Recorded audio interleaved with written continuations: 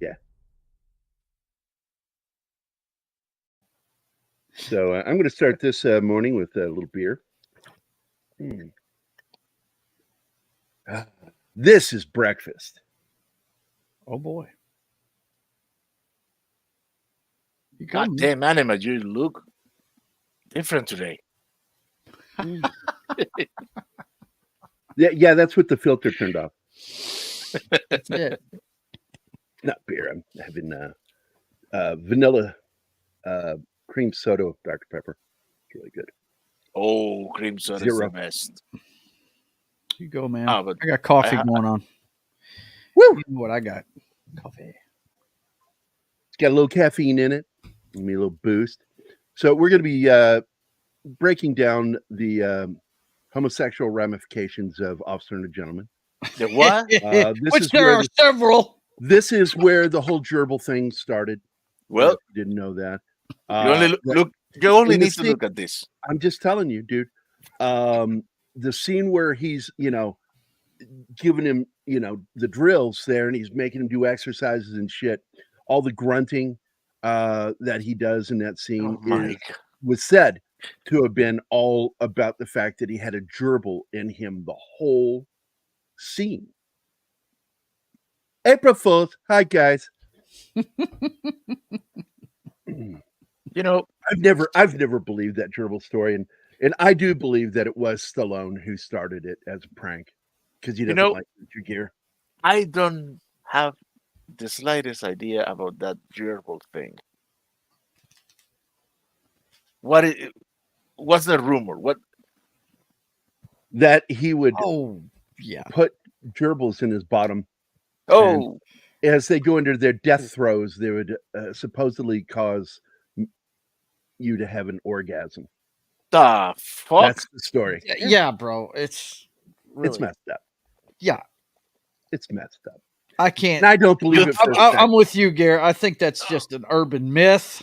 I think it's a myth that was started by Stallone because they had a beef with each other. A serious beef. Yeah. Stallone hated him so much that on the film The Lords of Flatbush, after an incident that took place in Stallone's personal car, and Richard Gere slopped in there with some messy, greasy food, he says, if you get any food on my seats, I'm going to kill you.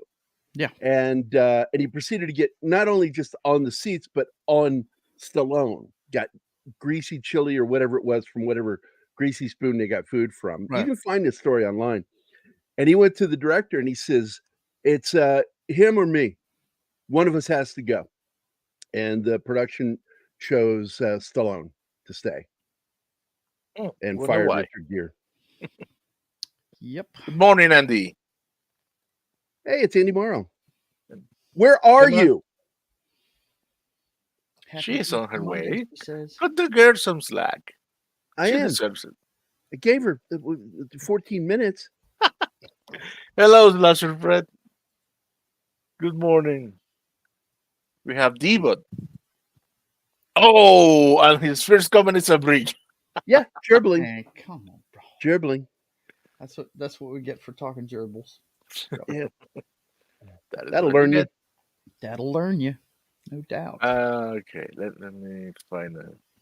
So I was watching a military video this morning, and a guy is when you're supposed to clear your weapon, you go up to a little hole in the wall. It's not like in the bathroom.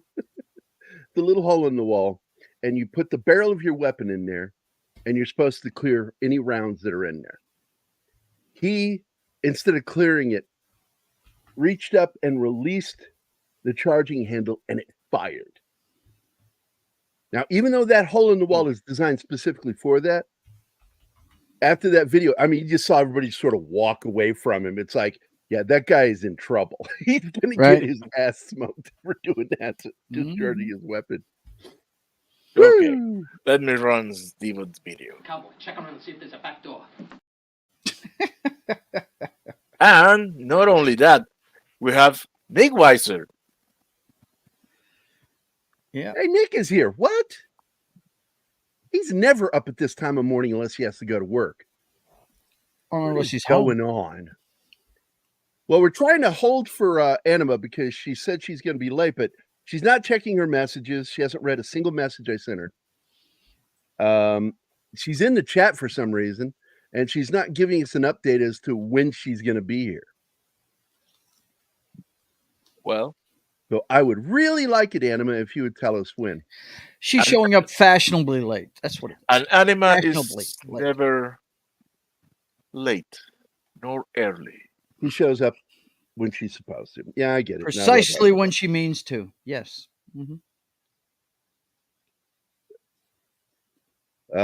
Penny's in the house. I hope you're Hello, hearing me, Penny. Anima. I would really like to know when you will be here. I really would. So How was your Easter, Gary? it was quiet. I spent it with Anima. Cool. It was just me and Foxy here, man. Talk to my I kids. That's about I'm it. at an age where I don't give two shits about much of anything. I really don't. People go, "Hey, you want to go?" No. But we're It's an gonna no. excuse not to do anything. We binged The West Wing all day yesterday. That's what we did. The only way. Oh, that was a good show. I never watched it, but I know it was a good show because all my friends loved it. Yeah. I wouldn't watch it because I knew that the producers were lefties and that the main star, Martin Sheen, was a huge, crazy lefty. Mhm. I mean, he's a lunatic. Yeah. Great actor, lunatic. Yeah. And I don't really care to watch that as a president. But Rob Lowe is in it, and he's a known Hollywood conservative. So I've That's often the thing. They had considered, balance in that show. It's what the White House should be, is what it well, is. it should be. And Not like what we got right now. right. And it's definitely a left. Clinton was in the White House previous. I mean, when it Well, first he was one of the started. presidents that, despite me not agreeing with some of the things he did, Mhm. allowing China to get access to shit. Yeah. I mean, it was treasonous level Yeah. shit. When it came down to running the Oval Office, he pretty much went right down the middle. Yeah. And he worked Something with we don't see these days, a centrist. No. Yeah. No more. Mhm. Doesn't exist anymore. I apologize if you hear noises. I'm doing my insulin right now. That's cool, man. Oh, yes. What I He's was got going to it. say about it was, though, they don't paint the right leaning guys as complete lunatics. They don't do that in that show. I mean, they show both sides of the aisle and how they try and work together, at least used to. That's why I enjoy that show. And it's and if you're a patriotic person, there's moments in that show that just make you. Yeah, because I'm not a Republican, and I'll Yeah. never be a Republican because I don't like the Republican Party. But I am conservative by most parts. But I'm also very, I'm socially liberal. Mhm. I believe that if you got a freak flag, fly it. I don't care. I don't give two shits. Be who you are. What I don't want you to do is tell me how I have to do things.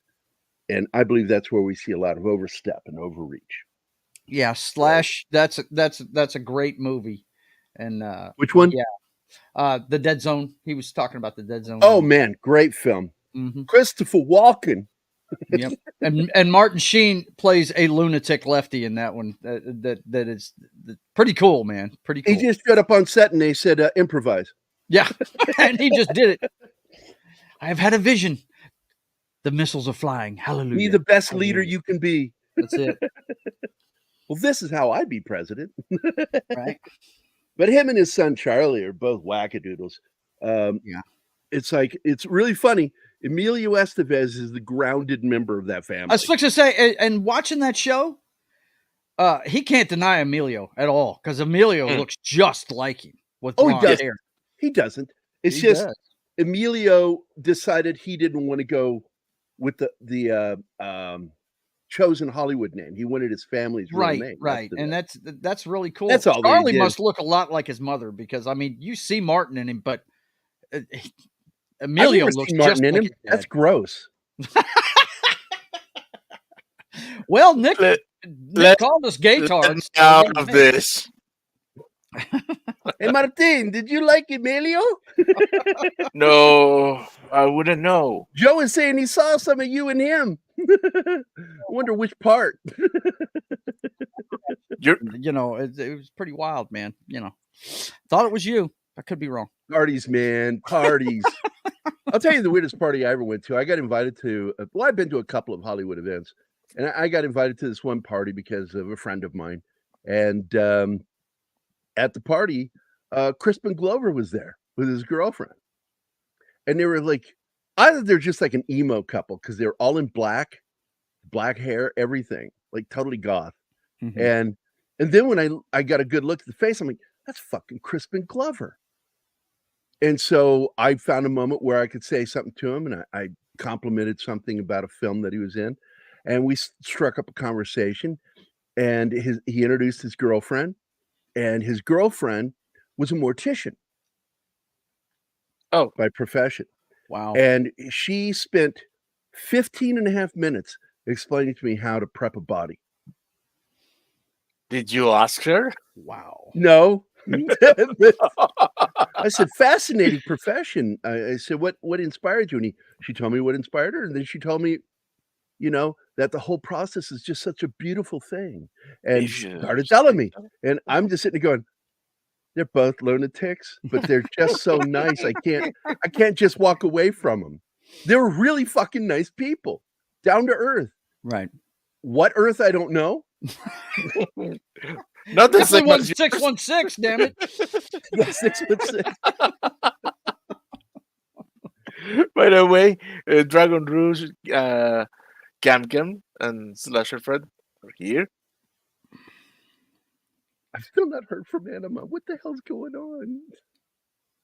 She's probably not listening to the show because she's around family right now. Yeah. But Slasher Fred, there was a movie that Amelia was in called Bobby. Yeah, Bobby Kennedy. Yeah. That movie tanked. I understood it. They wanted to tell all these different stories as each one of these characters were interconnected with what happened that day they assassinated Bobby Kennedy. And I mean, it was interesting, but and acting was great.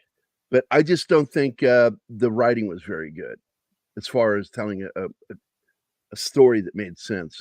So it didn't do well. Oh, dude, that interview he had when he got banned off David Letterman. Does anybody remember that shit? What? Yeah. He's on there and he brings on his book of poetry and some other things he collects, and then starts talking about martial arts, and he's wearing big fucking pumps. Shoes. It was really strange. And he does a jumping spinning kick right in front of Dave's face. And Dave went, ha, we're going to commercial. We'll be right back. When he came back, Crispin was gone. Wasn't there anymore. Kind of strange. Suddenly, what happened? He had enough of that shit. This guy's a loon. Get him out of here. But I like him as an actor. Yeah, he's a really good He actor. did like Butch in The Simpsons. I have to go. My planet needs me. My planet needs me. Oh, man. Hold on a second. Somebody just posted something. I got to check this out. Tuvok and Neelix in the turbo lift. Janeway when coffee ran out. Gowron, his eyes wide. Picard when Loxana arrived. Oh my god. This is fucking funny. Share screen. I gotta share this. This is fucking funny.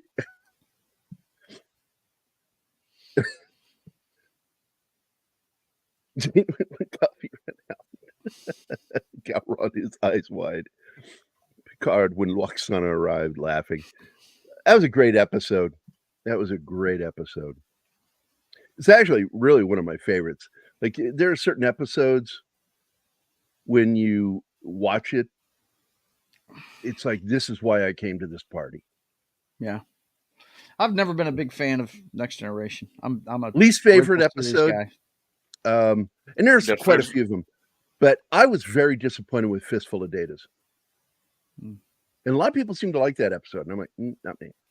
Not a Rhonda fan. and I were going to revisit it recently. We're added to we make our own, nightly watch list if we're going to watch stuff Okay. together.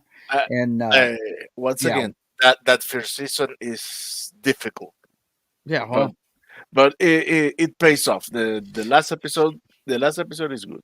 I The last think episode of we the- talked that about first this just season. recently, Martin. I think I'm going to get like Yeah. a checklist of Borg episodes to watch because I really dig the Borg storyline and stuff like that. I don't think I'm going to watch every episode of that damn show because it's just, God. I really can't stand Picard, dude. He's a dick. I can't stand him. I understand good commanders. There can were be good. dicks There and were good everything, but- episodes with him, but overall, I never thought he was as good a captain as Cisco or Kirk. Yeah. There we Kirk's go. the man. Your mom at Tanagra.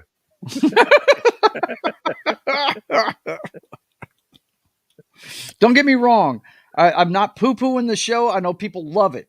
Okay, it's just not for me. It's not my cup. I understand. I would rather rewatch all the original episodes again than. However, watch that stuff. for the duration of the show, as Gary was saying, there are very good episodes with him in which he little by little he is changing. Mm-hmm. So you can understand now. He has an evolutionary arc. to Well, his he's kind of a character. douche in the first two seasons. Mhm. Yes, You know, and I had problems with his character. That's why Riker became so popular. He was. I was he like to was say, I the like new Riker Kirk. right out the gate, man. He's cool. Yeah, Riker was Yeah. the Kirk character. Yeah. You know, kind of a womanizer. Yeah. No, Ladies he All would the was say. chicks, no doubt. an everything nicer.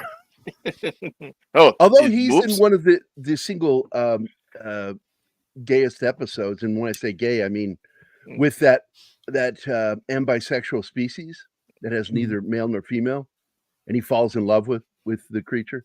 I'm like, that was edgy. Yeah. That was some edgy writing right there, my friend. Back then, yeah, shit, yeah. I mean, even by today's standards, Mhm. that's some edgy shit. I enjoyed the writing, and I know a few of the writers.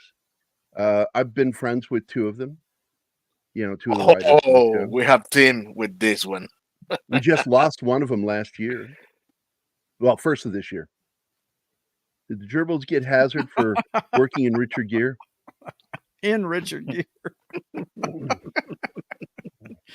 This is for you, Tim. By what name are you known? There are some who call me Lemmy Winks? Tim. Anybody gets that joke, because you know what Lemmy Winks is, right? No. He's a gerbil that gets stuffed in somebody's intestines. Up his butt on Why? South Park. Oh, He has his own song, and he goes off Why? on an adventure trying to survive the guy's intestines. It's what's his name? Jesus Christ, that character. Jesus Christ. Mr. Slave. He's in Mr. Slave's butthole. Hey, Reggie's in the house. Roger, what's up, brother? So we got some good people haven't in here, seen man. Red shirt in a We while. got my good mate Glenn Fleming is here. Cam's Crash Courses. Slasher Fred Penny is here. D Bud Martin, our good friend, my dear friend Nick Weiser. Andy Morrow is here. He keeps me up to date on memes. That's his job, I think. Keeping me up to date on memes. Let's see who else is here. I'm scrolling through. Slasher Fred is our in-house horror expert. Would you consider Richard Gere's being in Richard Gere's intestines a horror story? No comment. Good Lord. And I wonder how far he went. Did he go the full way or just a semicolon? Did he go a semicolon? Don't walk on my fucking joke. What did I walk into? Oh I my god. fucking say a punchline. Wait. You go right over top. of it. Save us, Anima. Save us, please. Right. This is beyond saving Martina. So I'm nice sorry. that she decided to grace us with her presence. Dude, I was at my dad's house. That's out of town. That's an hour each way. And we got stuck in traffic. There. Oh, by the way, I want to respond to this because Glenn's kind of right, kind of wrong. Because what they did is the very first season, our first episodes, Yes, they. were intentional redos of episodes from Star Trek, the original Mhm. series, which I only just call it Star Trek. I get annoyed when I showed Anima, we were looking on F Movies website, and I put in the word Star Trek, and it is like 25 thumbnails down to find the original series because it lists it as Star Yeah, it Trek, really the shouldn't original be. series. And I'm like, don't do that. It's just Star Trek. Right. You can say Right. that. And so, Tim says something here. A gerbil up your ass brings a whole new meaning to don't ask, don't tell. Yikes. And this is why you're not allowed to have rodent pets in the dormitory or in the barracks. It's not.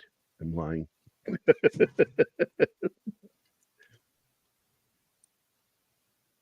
Thank you, man. Thank you. I posted a video of me talking about my buddy Nathan because I'm still going to go back to that. I got to show that again. I love Nathan. He's worked on some massive games in the past. The Suffering, Mafia. You know, he has worked on some major games as a designer. I didn't play Mafia, but I played the Suffering. Freaking game. So That is I'll a share my good screen real horror game. quick. Yeah, the Suffering, the first one was Yeah. intense. And I wrote him and said, dude, this fucking game. And he goes, I know, right? I'm like, Jesus Christ, man. What is going on? So he sends me this message where he shares the link to Sean Connery, a discussion by Tom Clancy or Clancy Brown about Sean Connery. He's telling a story. It's a really good story. But above it, he writes, whenever I see Clancy, I always see him now like he's your sibling. Or rather, if there's a film about Gary Cassell, Clancy should play you. Because he's a curmudgeonly, gray, bearded old coot with long hair. So, and I Yeah, love it. dude, I don't know, Tom Clancy's. Clancy Brown. He's a wackadoo. Oh, Clancy's politics are off the charts, crazy. But I love him as an actor. But if you read the making of, and we're going to be talking about it soon. I want to do it because I showed Anima the movie this weekend, Which Highlander, Oh, yeah. Highlander? yesterday. Oh, the original. Mhm. And Clancy kept going to the director and the writer the writer. You'd never go to the fucking writer to complain about something, but he couldn't understand what they were wanting from him. He didn't like some of the things that Kurgan was doing. They're like, just do the part. Right? Just play the part, dude. What's wrong with you? He had so many problems. He's not very nice. Well, no shit. He's a villain. He's not supposed to be likable. Although the original writer talked about how when he wrote the Kurgan is a more complicated character. And immediately while listening to him talk about him being a character that you kind of can sympathize with, it's like, I'm like going, that's why they changed him. Yeah. Because you're putting too much into this villain when the villain just, needs to be the villain. Sometimes Just needs to be villains evil, just need to period. be evil. Yeah. And it You comes don't off great need that to- way. Yeah. Although we all know the best villains in the world don't think themselves the villains. No, they think they're the hero of their story. Yeah, no The doubt. Kurgan is just one of those big, mean monster characters that he's there because he's larger and meaner than the main character. Mhm. And that's what he's there for. And that's all. And I think Mulcahy did a good job on that story with his team of writers. They also added levity into it, which was something absent from the original script. There was no comedy in it. Yeah. And I love that scene. One of my favorite scenes in it is the scene during the 1700s where he's offended some aristocrat. Oh my God, he's got the duel. And he just yeah. keeps stabbing him Jesus, over and he over keeps again. skewering him. It's great. I beseech you, my lord. I am so sorry I called your wife a warthog. Right? A I beg bloated your warthog. forgiveness. If you would stop killing me. And I bid you good day. And the guy who wrote the screenplay, the first screenplay, the not shooting script, absolutely kind of like didn't like that. And I'm like, well, that's too bad. It's not your fucking movie. Glad you get a residual for it. Mhm. But we open on this character. Mayo is his last name. And we see that he lives with his dad. And his dad is not like one of A those mess. dads, you know, that's awesome dads. Played by Robert Loggia. That's R for Robert Loggia. O for, oh, look, it's Robert Loggia. I mean, the first thing you see is that he's in bed with 2 women, which confused Gary. Yeah. Took him Yeah, a well, while when I saw it to figure that one out. originally, as a kid, as a young man, I was 20. I was 20 when this came out. And or 22. I was 22 when it came out. And I went to see it. I didn't notice that was 2 women. And then when I watched it with you, I'm like, wait a minute, because I hadn't seen this movie since it came out. Mhm. Yeah, you were like, Wait a minute. I something kept is going odd back. I'm like, here. and I'm like turning my head going, that's Yeah. another. Oh my God, he's with 2 women. I didn't even notice it the first time I saw it. Cracked me up. So, and Richard Gere's not happy living with his dad, not happy with his dad because his dad's never going to be that dad, Mhm. you know, and he knows it. And he's going to go and he wants to be a flight officer in the And his Navy. dad He is wants to be giving a him Navy. shit for it. He wants to be a naval aviator, and his dad's giving him shit. You can't do this. You got a tattoo, son. They won't allow that. Yeah. And Robert Loggia nails this part. He's just kind of a scumbag. Yeah, he is. He is, and he's giving him grief about it because he can't stand the fact. Hey, remember this that guy time wants you to and be I better than him. double Yeah. teamed those 3 women? You know, I'm like, That's exactly that what the I first thought when I time? saw him in bed with 2 chicks. I thought both of them were partying with him the night Yes, before. You know what I mean? that was exactly what it happened. That was exactly what happened. Mm-hmm. Yeah. Mm-hmm. And Richard wants something better of himself. Mm-hmm.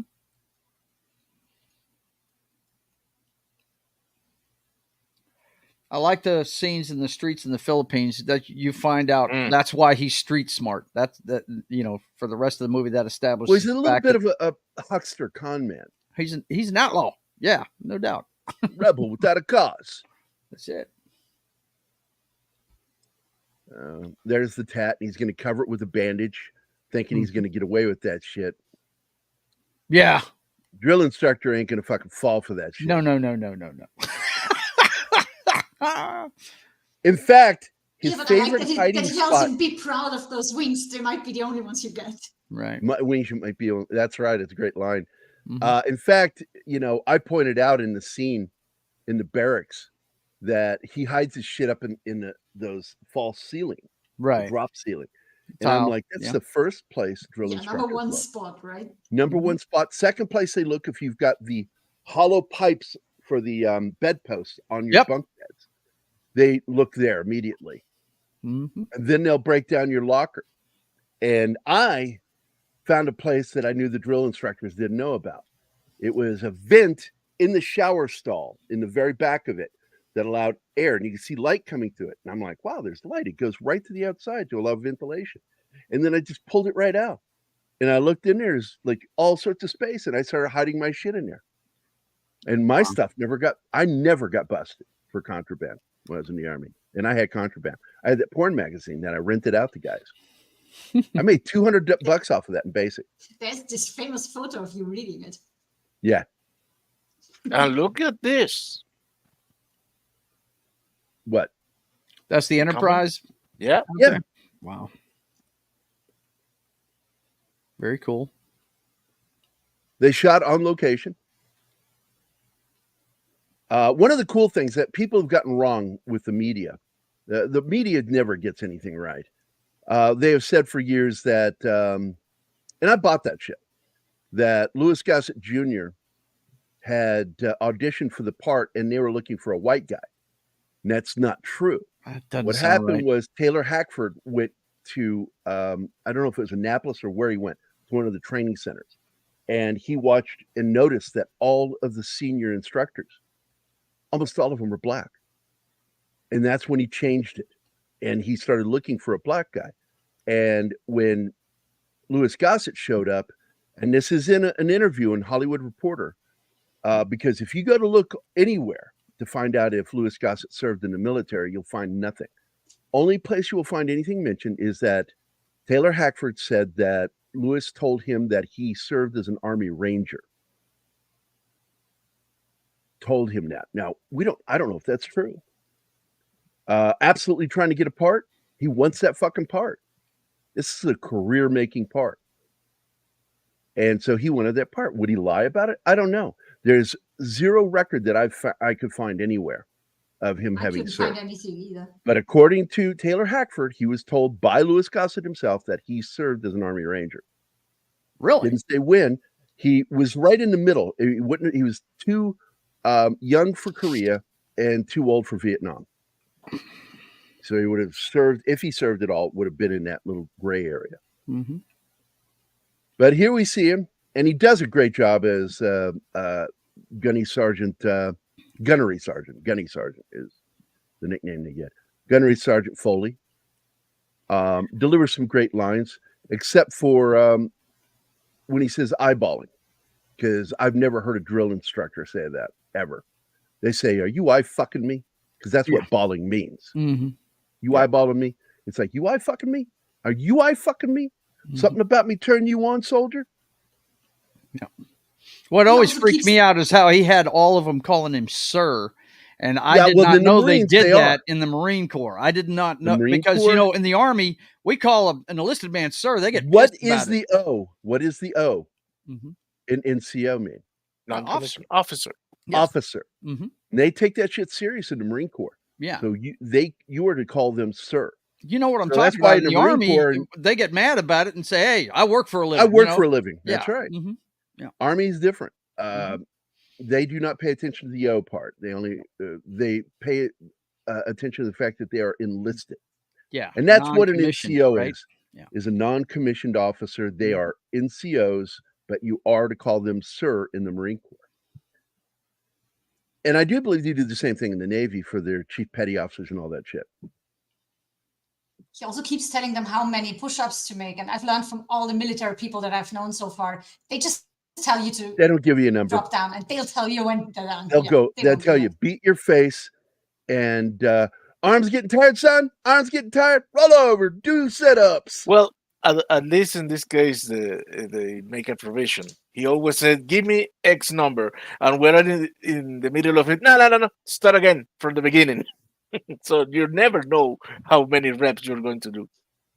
Now, a lot of people don't know this guy. This is Keith David, not to be confused with David Keith from The Thing and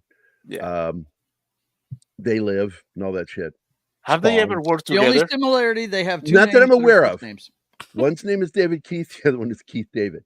So David Keith here is good old boy from Tennessee, but he says he's from Oklahoma. That is not an Oklahoma accent he's got. No. I know Oklahoma accents when I hear him. But I love this guy because he never lost his accent. He's made a point of always having it. But this film is not the film that made his career. The film that made his career was the next film he did, was called Lords of Discipline, where he had the starring role. Mm-hmm. In this, he's a supporting character. Well, he was in Firestarter. He was. That's Firestarter is because of Lords of Discipline. Yeah. Oh. Yeah. Look who's Lords there. of Discipline made his career. Yeah. That redhead that was behind. Detective Horatio. I don't know, Red Shirt, because I know that the rank names are different in the Navy, but I think they still call chief petty officers sir. Do me a favor, check on that. Let me know, Red Shirt, because I am curious. I seem to remember that. I know the Air Force, Army, of course, the Air Force used to be the Army Air Corps, so they pretty much have the same practices. But Army Air Corps, then they became Army Air Force, and then they became sir, and they're like, "What? I work Force. For a living." Yeah. Look the mane on David Caruso's head. Yeah, I know, right? Oh, David yeah. Caruso. impressive. This is early film for him. That's why I love watching these movies years after to see who's in it, man. Yeah, I couldn't believe that dude was in this movie. Well, I was like, this shit. is after Rambo. Mhm. Well, First Blood. So yeah, because he was playing bit parts here and there, and he's a good actor. He's a damn good actor. He just got too full of himself. Yes, I absolutely. forget the Hispanic actor's name that's in this. The short guy Yeah, with he the looks attitude. weird. Yeah, He looks hang so on, I'll weird look it up. because I love he him. shaved his eyebrows to be a perfect eyebrows, and they look weird on him in Mhm. this film. What is that guy's name? Okay, I'm gonna have to expand the cast list. Yeah, that's what I think Martin brought up. You Look at said him. that, right, Martin? Firestarter, Yeah. right? There Yeah. he is. See what he did? He cleaned his eyebrows up. This guy's known for his bushy eyebrows. Yeah. Thick eyebrows. But for this movie, he I don't know what the fuck was if His he name's was Tony waxed or Plana. what. They look like they're waxed. You hear me? His name is Tony Plana. Uh, Plana. I love how he was one of the distinguished at the end of the ceremony. Oh my God! I'm sitting here looking at his list. He's in the Three Amigos. I forgot about that. Yeah. That's right. He's Yes, he Hefe. plays the You have a place. he's El Jefe. Yeah. Oh my God. Yeah. Wait a second. What did he say here, Gary? I was waiting for that. Beat Your Face. Lords of Discipline is a good underrated movie based on the Citadel. Yeah. Yep. It's a fantastic film. Mhm. I like her hat. She's so cute. She is a woman who is not going to ever be hot. She is just absolutely the girl next door. Yeah. It's attitude that He's makes the her first one to get attractive. penis you know? head. I love this. I love this shit. Yeah. Anybody who's been in the military, they don't give you high and tights of basic. They fucking No, shave they your don't. fucking head. Your shit is Everybody gone. looks like a fucking scrotum. That's it. I remember doubt. we had this like 20-foot mirror in the bathroom right outside the barber shop. And it's not a barber shop, man. It's like more like a cattle factory. It's just go, go. They got big vacuum tubes attached to catch most of the hair. Just sucking it right up. Get you in and out, man. And we all walk in there in front of that mirror. And we're all standing there, and I'm a giant. I tower over everybody. I'm like over their heads like this. And nobody said it, but we're all doing this to our heads. And then I went, "Hey, Gomez!" Everybody cracked up laughing because we were in the right age group. Yeah, they paired me up with the guy your size. My battle buddy was the biggest guy in the platoon, and I was the smallest guy. I was 125-pound stick man when I was in the Army. Okay, so they're identified by their rank. Gotcha. Okay.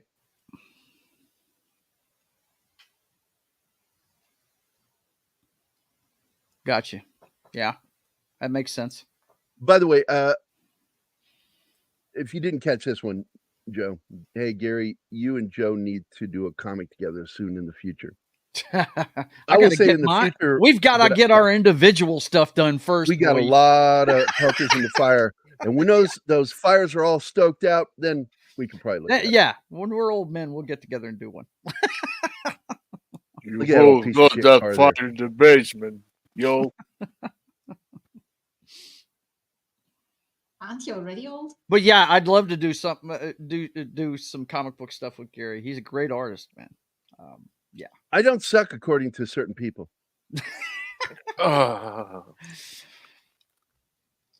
I just had to go back to this. I love this shot. Oh, it is awesome. Rubbing dude. his head. And That's calling what him they a look scrotum. like. Any military movie you see them with high and tights, it's bullshit. Their hair's gone. I'm sorry. That's why I laugh so much at Stripes. Yeah, Because John Candy gets a military haircut, but Bill Murray and Harold Ramis. Harold they get high and Ramis tight. had friggin' bangs and shit. I'm like, bullshit. There's no way they let him get out of there with that much hair. That's why I think that drill instructor laughed when I said, "This is nothing like Stripes." You want to see a realistic portrayal? Watch this movie and watch Boys and Company C. You actually see the lineup of frickin' chairs and what he's talking about. Just stroke, stroke, stroke, and they're out. The next 5 men up there, right? Just look at all the military movies from the 50s and 60s. Nobody did the hair. Nobody. They're all too vain to get their heads shaved. It's like they're in the middle of a speed drill, trying to get all the hair off your head. Well, that's what I do. Since the early 2000s. Now, I heard a director say that what Deborah Winger did in her films was no different than any guy. And for some reason, because she was a female, it was frowned upon. But then I turned around and I'm like, no, I've heard of guys doing the same shit, and they also got blackballed for doing that What shit. did she do? Causing difficulty on set, arguing with other actors and the director. And it's like, unless you've got a fucking career behind you, you don't fucking do that. You know, they'll just fucking fire you. And that's what happened. She destroyed her own career. Yeah. But I wanted to point out that that is the car my grandmother had, but hers was black. Wow. What a piece of shit. Old. That's the one I said that to my grandmother about. She goes, now, Gary, I've been driving for 40 years and I've never, ever caused an accident or been in an accident. And I said, yeah, Grandma, but did you look behind you at the ones you caused? And she shot me the dirtiest look and I ran out of the room. You little shithead. He likes to live his life. It is. That is dangerously. in every promotion. You know, whenever they want to show the most heart-wrenching moment of this film is the moment when he is broken down by Gunnery Sergeant Foley. Yeah. And he's like, you want to quit? Quit. I got nowhere else to go. Yeah, you know, people bag on Richard Gere for just being cardboard in a lot of his movies, just being Richard Gere. Not in this movie, and man. This movie, dude, he showed some range. That moment oddly, when he breaks down is just, it's pretty awesome, man. It's really good. And oddly, this is where she got into hot water because after filming had finished, she said that acting against Richard Gere was like acting against a brick wall. Yeah. What a shit thing to say. It is. It's a shitty thing. They've made up since then. They have. Richard and she actually. I like that girl right there. I like she's her a great lot. in this film. Yeah. Oh, she's very fun good. Fun fact about her. She was actually better in shape than the guys and had a really hard time playing that she sucked on the Well, course. she only sucked on the wall because she has the upper body she strength. was and she was the fastest. Don't you tell me no. That's what's required to get up that fucking rope. Is No. upper body What I'm strength. trying to say is she was the fastest runner. Yeah. Even Richard Gere has trouble catching up with her. Well, she's struggling at the push-ups character. too, and she had a hard time playing that because she was actually in top shape. I love her nickname, Seagar. Yeah, Seagar. I love that. Yep. She was in Beverly Hills Cop. I forgot about that. She's the blonde. She's the hot Axel's buddy. Yeah. Yeah. The art gallery. And they were supposed to originally have a relationship, but then they said, "Oh, we don't need to do that. It would be inappropriate. Just let them be friends." I think it plays better. I do too. Yeah. I think that was a smart decision. Mm-hmm. And this is where they see the two buddies doing push-ups. Mm-hmm. Oh, man. And that comes back later when they're at the dance, the formal. Yeah, the girls don't recognize them though, and then the guys tell them, And then "You were the he does the ones that told head us thing. that Says, it will be grown out by then." And It's then come out about an inch. Right. And then they refuse to talk to Keith them. David goes, is it Keith David? Keith David. I get him confused sometimes. David Keith. Yeah, David Keith says, it's a little more than an inch. He's got such a Tennessee accent. It's ridiculous. Yeah. Why didn't they just say he's from Tennessee instead of Oklahoma? They should have just done that because he's not even trying to do an Oklahoma accent. Yeah, but they I needed showed the Anima queers what and Oklahoma queers sounds like. thing, and that's Yeah. you know that's a Well, Texas it's thing, in state Oklahoma by the end of thing. the film. By the end of the film, no matter He where you're used- from, he's he's going to using say that that. line. He's- Yeah. Mhm. Only two things come from Iowa. Only two things come from Portland. It's like he just or Oregon. Right.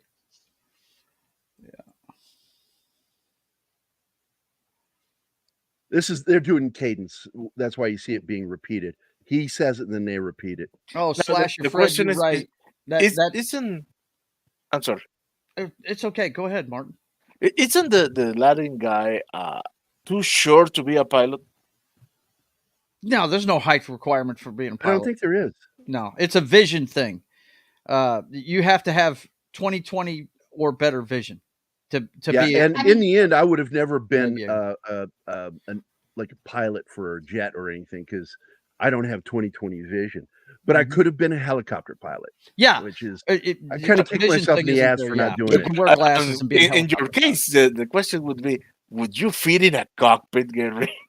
Oh yeah, Yeah, I've they're been in big. those. I was just going to say those fighter jet cockpits. There's not much room in there, so you would be at an advantage being short. The smaller would be better. Also, in the Navy, Lighter. you have to be under a certain height to serve on a See, submarine. there is a max height, and I think is Yeah. due to the dimension of the cockpit. Yeah, Well- with me, I would have fit in a Huey or Apache because I've sat in them, and I was fine with that. But I don't know about a fighter. But I wouldn't have been a fighter pilot anyway because my eyes weren't good enough. They were Everybody I close. went Back to school then, with, that's what we wanted to do. I didn't LA have Tech to is- wear my glasses to read. LA Tech I is could- an hour and a half down the road from us. That's where they train military pilots at, and we all wanted to do it growing up. We were in Air Force ROTC. I was basically in the military for 4 years in high school. Yeah. Slasher Fred's comment, absolutely right, man. It was an iconic love theme for the show, the Joe Cocker, Jennifer Warren song.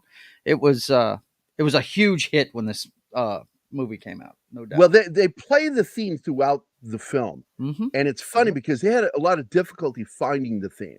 Mhm. And finally, when they did the demo of the song, they played it for Warren, and she loved it. Whereas Joe Cocker reacted very badly to it. He thought it was garbage. See, they just showed it. That is one of the first places they look Yeah. for contraband. Is But he if gets you have away a with drop it for ceiling in the weeks. barracks. Yeah. And they would have busted him. That spot is the single most popular place. Now, where I they think- didn't look for it was when we were in AIT, we had a drop ceiling too. But there was right at the wall, right where the wall is, there was a ridge there. And so we would hide booze in there until that night I told you about where we're drunk and Julio's up there putting them in there, stacking them. And then all of a sudden you hear thump, as the bottles started falling. They broke through and fell down into the wall. No. And we all had a big laugh about it. It's like, oh, well, we lost those. And then weeks later, after Davis and I had that kaiju fight, because Davis and I are the two biggest guys in the platoon, and we play fought one. I mean, we were really going at it, having fun wrestling. And I put his back through the wall. And the senior drill instructor walked in, and it was like, he looks at that and then looks at the two of us covered in powder. You know, that drywall just fucking comes off on you. And he's like, he looked at us, looked at that wall, and he says, "You boys know you got to fix that before you graduate, right?" We're like, "Yes, Mr. Sergeant." He left the room, and weeks went by, and we never fixed it. And the day before graduation, guy woke me up. I was hammered. And guy wakes up because we had a separate room from everybody in the junior leader room. And he hits the lights, and all that light comes flooding into the door. And he's like, Kessel, drill sergeant came in to cut a hole in that wall where you and Davis went through. And they found all that booze. And I jumped in and went, what? And I'm like, rubbing my hands, what? And he says, yeah, they found all your booze. And I went, so? He goes, they're going to know it's you. I'm like, they're not going to fucking know whose it was. It's not like it's chilled and it doesn't have a date on it. Get the fuck out of here. And I kicked him in the ass and pushed him out the door and shut the door, and we all went back to sleep. Right? And the drill instructors are the ones who fixed it. Look at that. Yeah. There's a funny story. Okay, I'm going to tell you a true story. Dude, let's slideshow roll. I hate interrupting because there might be something we want to talk about. Okay. That's why I do that. It's the only reason I do it, because I don't want to miss a scene and then have us go, oh, I got to go back. TJ was this guy that was one of the junior leaders, and he's the one I told you about before that would wake me up in the middle of the night because he knew I was already an EMT before I joined the Army. And he's like, kiss him, man. My arm is numb. I think I had a stroke. And I'm like, no, you slept on it funny. It just went to sleep. Fuck off. And he did this to me all the time. Like, you didn't have a stroke, for God's sake. Kind of an idiot, but a lovable guy. And he was a really good soldier. And so I was coming in and I had to meet with the senior drill instructor as lead squad leader, so first platoon. So I had to go meet with him. I said, hey, man, put my shit in lockup for me. And he's like, okay. So I left my shit with him. He's going to throw my gear into personal lockup, and they would lock the door, and that's that. So I meet with the senior drill instructor. I come back, don't think of it for a week. And then the weekend comes. We got leave. And I go in there, and my shit's not in there. And I'm like, what the fuck? And so all the senior NCOs show up, and they take this shit serious. And they begin tearing that barracks apart to find my shit. Pulling shit out of people's lockers, knocking lockers over, they go with the baton, they're knocking all the fucking ceiling tiles. Like, where is Kissel's shit? Who took his shit? In the middle of this. And I mean, it's a fucking nightmare. TJ walks up to me and goes, yo, Kissel, I put your stuff in my personal locker. And I turn and look at him. Why would he do that? What? He goes, yeah, there was no time to put it in the main locker, so I just put it in my locker and locked it up. And you're just thinking to tell me this now? And I turned and I said, you look down there. You want to tell him? You say, no. I said, we're going to keep this little fucking secret. Right. Well, I mean, yeah, drill instructors do not abide thieves, man. They do not like that one bit. No. They tore that barracks apart, and I was not about to get punished for his stupidity. Right. And that would have come back on me because I asked him to do it. You see? That's why I would have been punished. Yep. And I'm like, fuck you, dude. You know, we're going to eat this one. Yeah. Drill Sarge don't need to know. Although you don't call drill sergeant Sarge.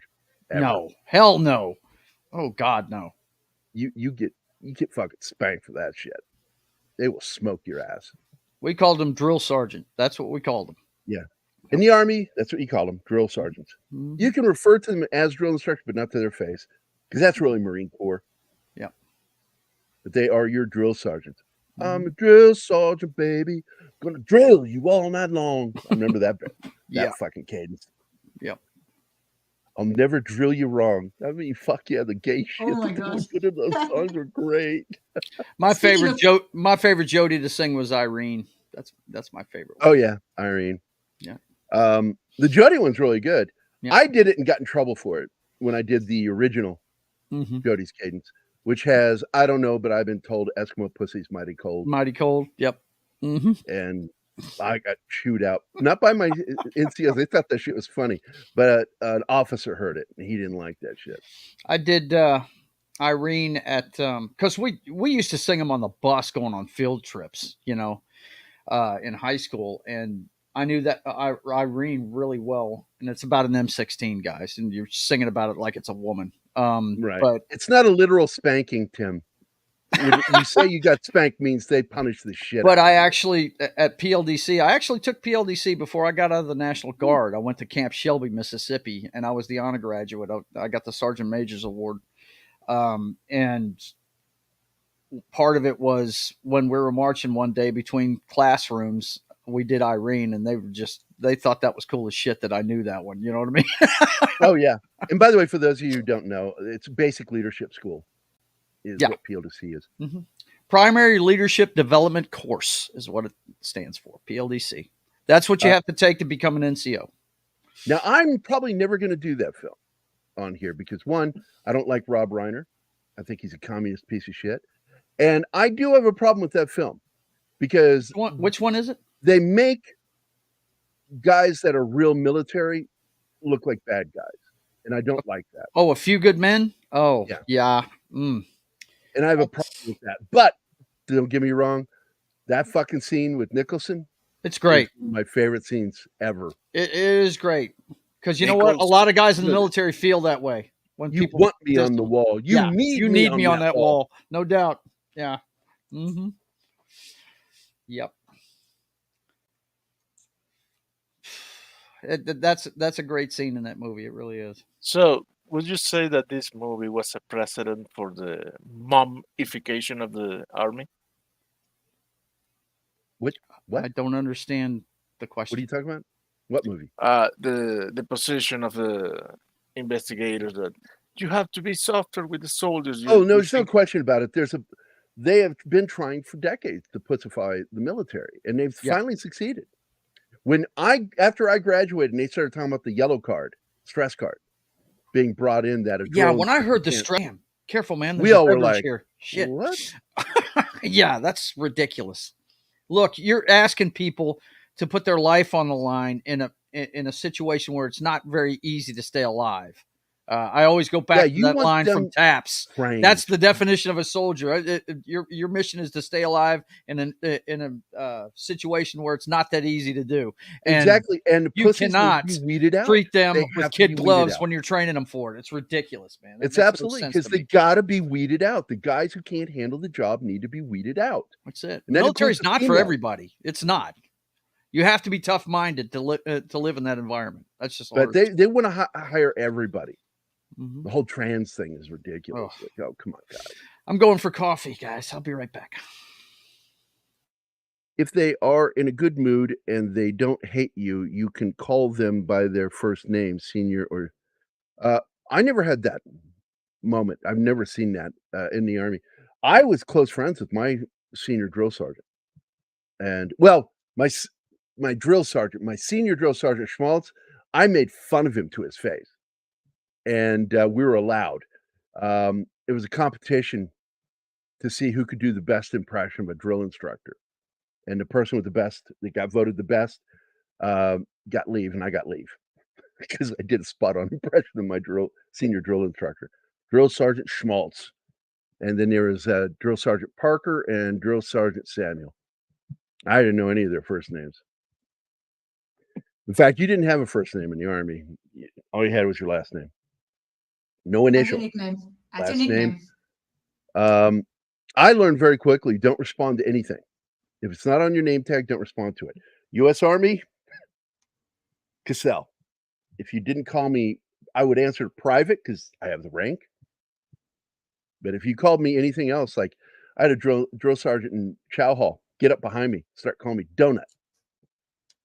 And he's like banging his hat down the back of my head. I got the tray and in line, and you just keep moving in order and you don't move. I never responded to him. Frustrated him. My drill sergeant says, "You better stop fucking with my man. He's smarter than you, dude. He will not respond to you." And it was fun. I enjoyed the Army. I had a blast.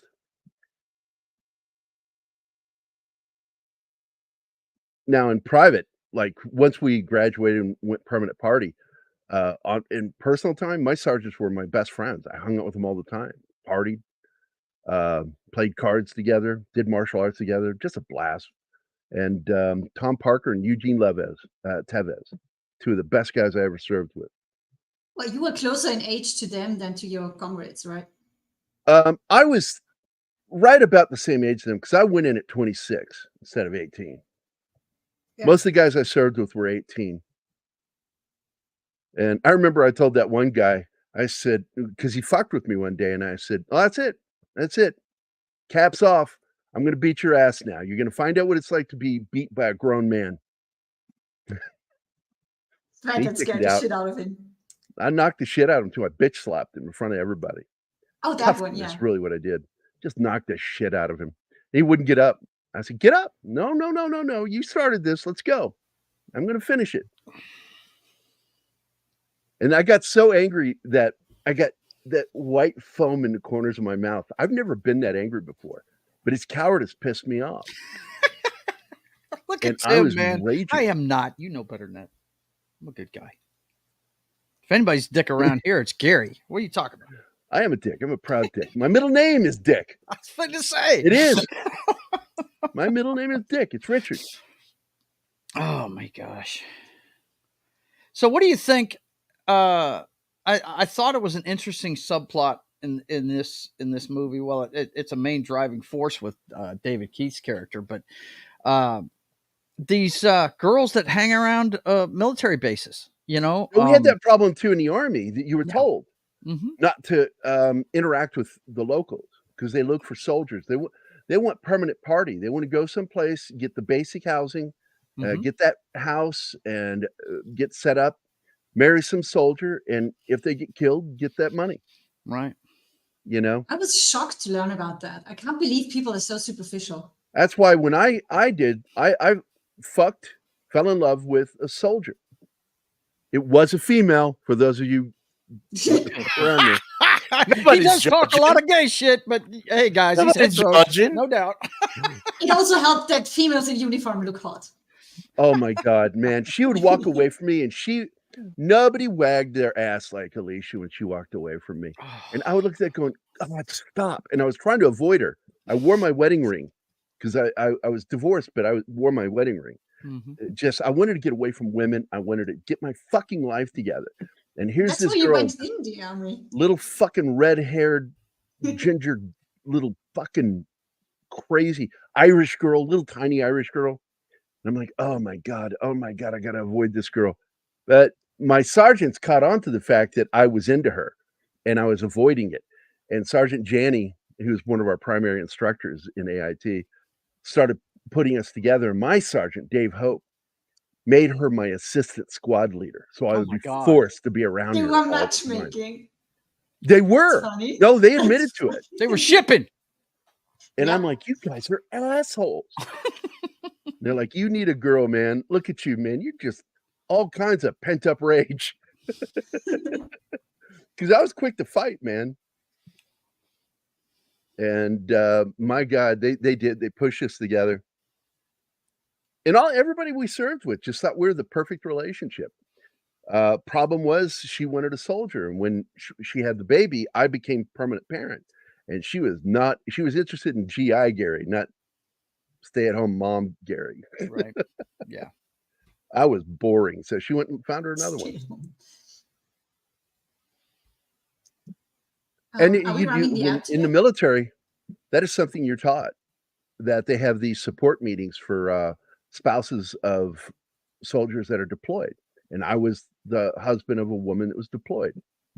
And so I would go to these meetings and they would all talk about, infidelity is so common over there. You just got to overlook it. They don't bring it home. And I'm like, God damn, man. Yeah. It's that time of the show. Don't worry, deleted scenes. Don't worry about it, man. All right, I hit pause. And here we go. Meet the Seattle Vigilante. Like so many comic heroes, this warrior hides his identity. But his identity isn't the only secret he has to keep. After grievous wounds received during combat, Tier 1 operator John Russell begins to recover and comes to terms with his new reality of being an amputee. And as he learns how to use his new prosthetic limb, he finds himself caught up in the bureaucratic red tape that too many wounded veterans experience, the exhausting medboard process. Out of sheer frustration, John takes it out on the criminal scum of the city. But when reality kicks in, John realizes he started something that's having an impact on the greater world around him, and thus has to reevaluate his motives. And moreover, just how far is John willing to go to finish this war he's declared against the criminals in Seattle? And will he even survive? From the creator of IDW's award-winning graphic novel Code Word Geronimo comes a new story about a different kind of warrior, Vindicated Inc., the first of its kind disabled veteran action hero comic. The Vindicated Inc. graphic novel crowdfunding campaign on fundmycomic.com is provided in the description of this video. We hope you become a contributor. Please share this link. Thank you.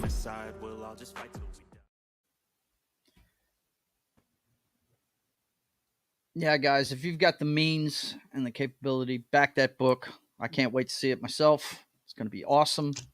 That's okay. It's something. Well, I just like the fact that you're doing something you're passionate about. I mean, yeah, that's what we all want to do, is do something we're passionate about, and you're definitely showing your thoughts and feelings on the page, and it looks really good.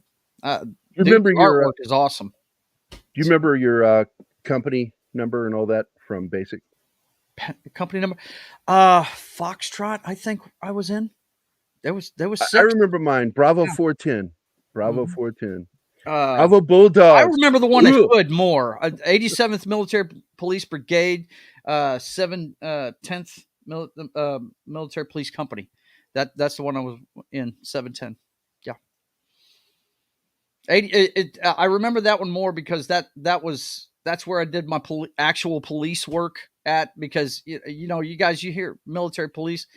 It was so funny during basic training. They said, "Yeah, you guys thought you were going to wear white gloves Hey, and be standing guard post at the directed traffic and all this stuff." He said, "I hate to tell you, your MOS is now 85% combat oriented. Now you're grunts with Jeeps. That's all you are, you know." And I think the entire year I was on Fort Hood, I probably did about 3 months worth of police work, and that was it. The rest of the time, it was FTX. It was in the field, ash and trash month, doing maintenance on vehicles and weapons and shit. That was 75% of what we did, was field exercises and stuff. It was FTX, man. Mm-hmm. Yep. I liked FTX, man. Me too. I enjoyed, because that's when I got to fuck with people the most. Yeah. And we had this one dude, Teddy. I've talked about him before. He was a former gangbanger, fled being charged, being arrested for a crime, a shooting.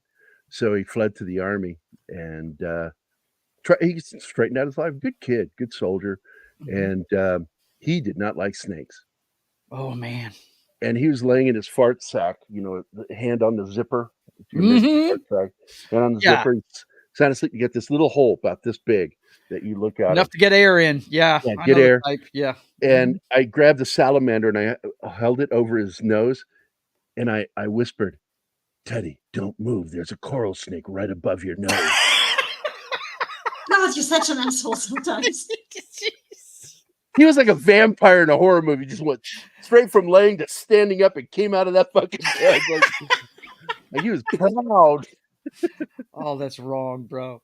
But yeah, that's why I remember Hood so much. Basic training, I remember I was in Foxtrot Company, but I don't remember all the designations of everything. But yeah, I remember the brigade and everything. It was funny. I told my my stepson David that I was in the 89th Military Police Brigade, and for Christmas one year after he came home from Hood, he got me a Brassard. You've seen it when I used to shoot this show from behind my bar before my Wi-Fi went to shit. You'd always see it over my shoulder. That was a Christmas present from my stepson, who he was attached to the 1st Cav there as an MP. That's who he was with.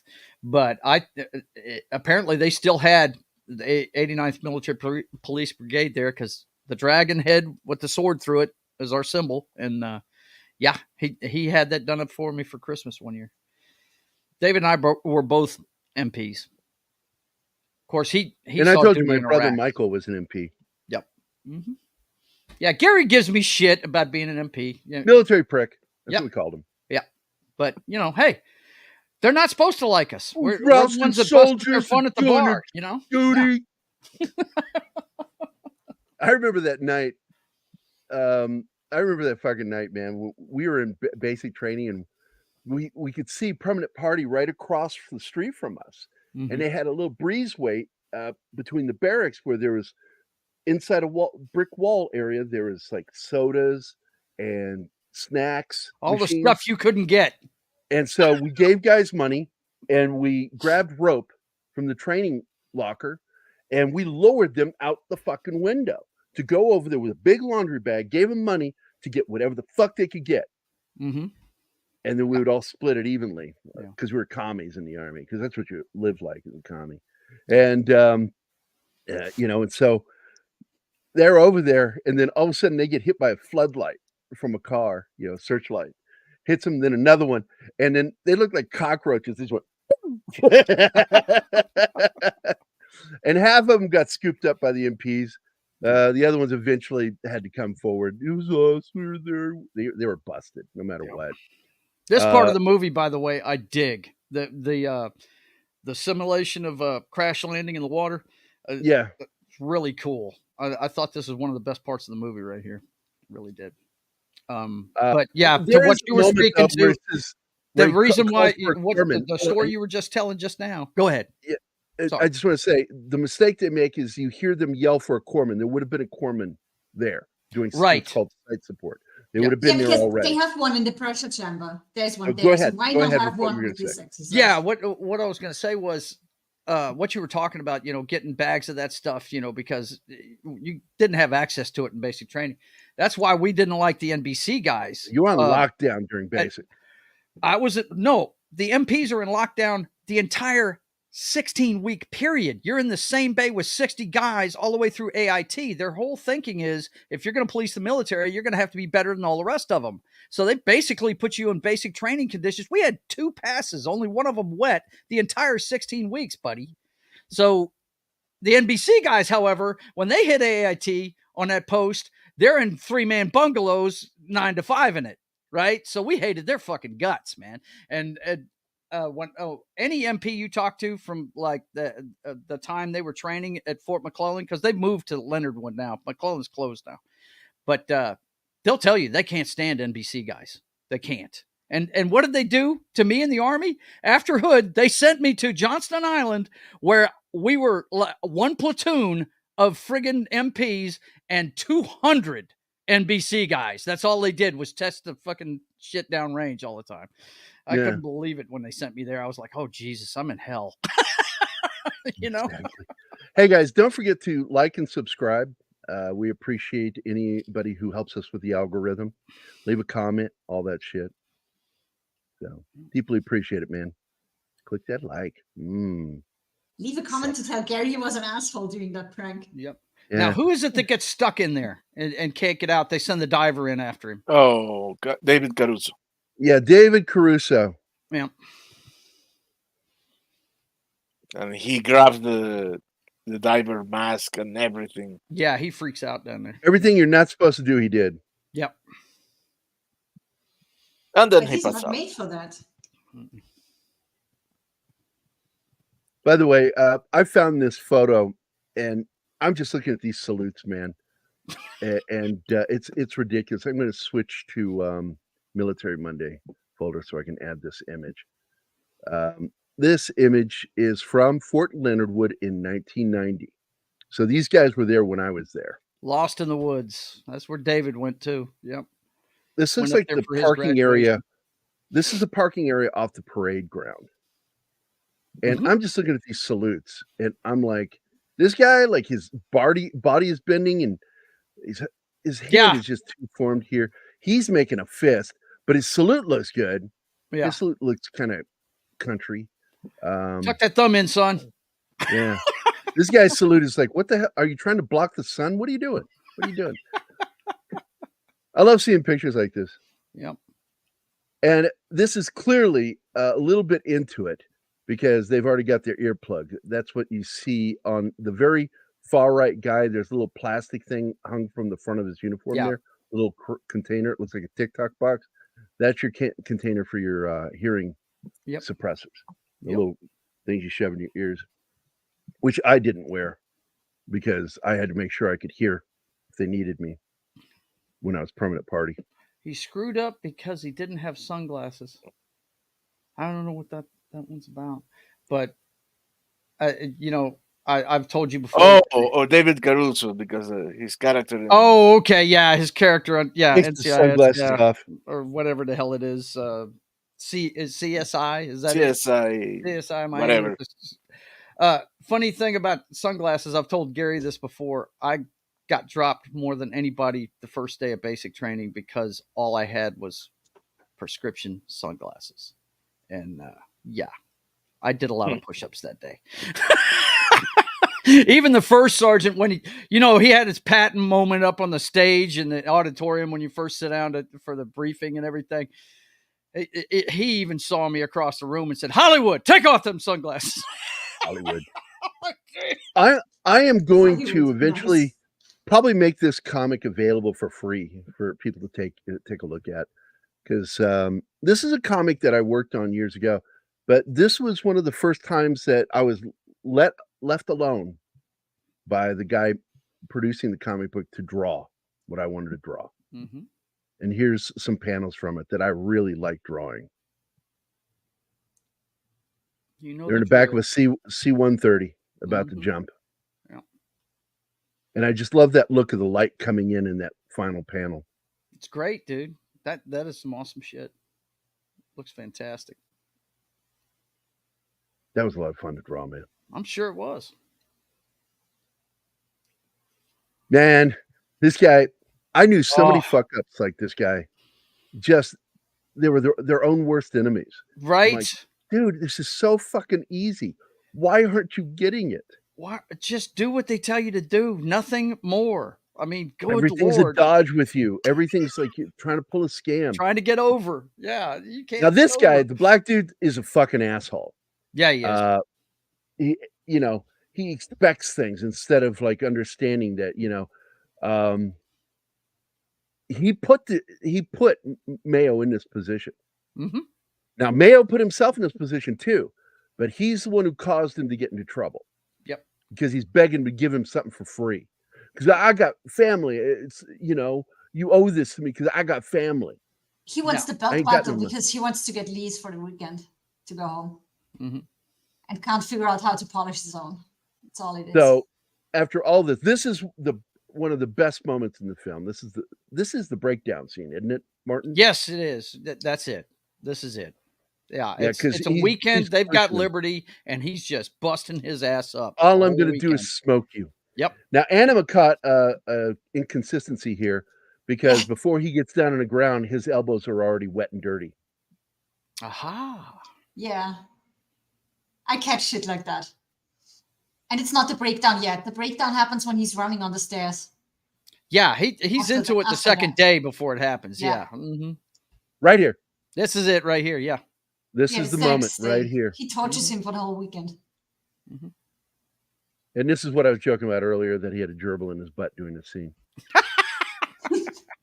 Well, the noises he makes are suspicious. Oh my God. Yeah, I know, right?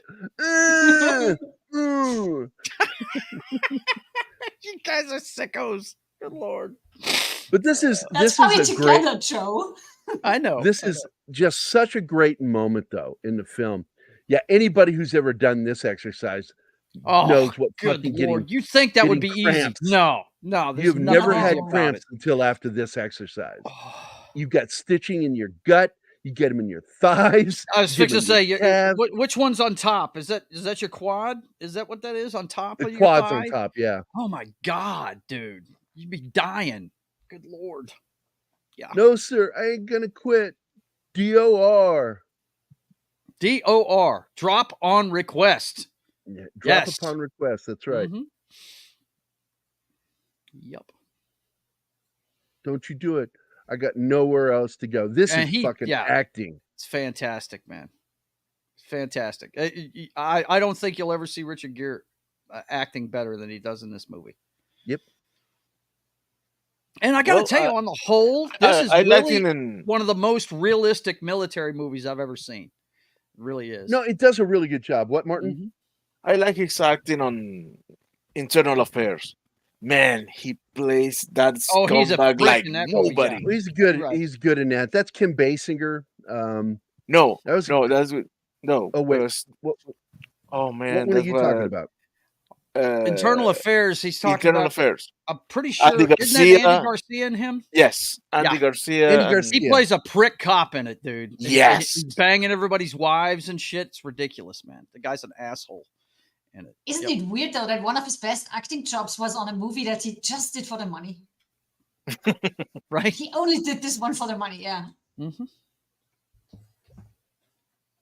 Come on, well, guys right here. They don't understand what this guy sees him cleaning the stairs, and he steps with a fucking toothbrush. Yeah, and he steps on the spot that he's cleaning.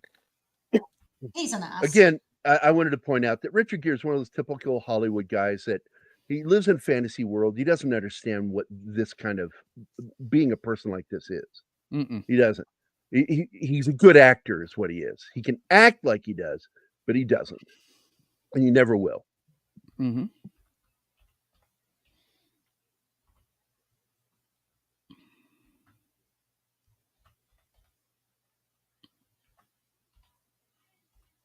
Jesus, I have to clean up this this slideshow. As you have no idea. Oh, really? Yeah. Oh yeah, That's right. It was made back in the 80s when TNA boobage was not galore. outlawed at the time. Yeah, no doubt. And it led to a funny thing because I don't want to talk about it. I shouldn't talk about it. It was funny. Dude, Okay. you talk about a Alright. kitty biting your privates. Yeah. I don't.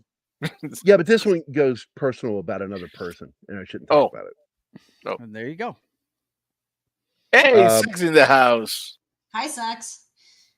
Well, I know that she wasn't happy doing these scenes, but she forgot to add a no nudity clause in her contract, so she had to do them as they were written. No Mercy was the film I was thinking of with Kim Basinger, and I like that film.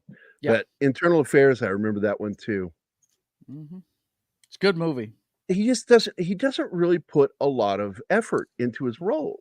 No. Give me a second here for sex. Hey, fuck you, Kyle. I thought you said for sex. Jesus, Gary. Dirty, dirty mind. Haven't we told you about soliciting on air, Martin? Come on, man. Well, give me for a moment while I take a moment for some sex. Let's see. Yo, man, that's messed up. What's wrong with I you? have to say, though, I spent my whole day around 3 little kids, so I do enjoy the dirtiness here. Right. It's what I I'll need. I'll tell you, a after messed all up that. movie with him is Looking for Mr. Goodbar. Oh my Because God, yeah. He plays a repressed homosexual, Yeah. and when he's with her, he ends up beating her to death at the end.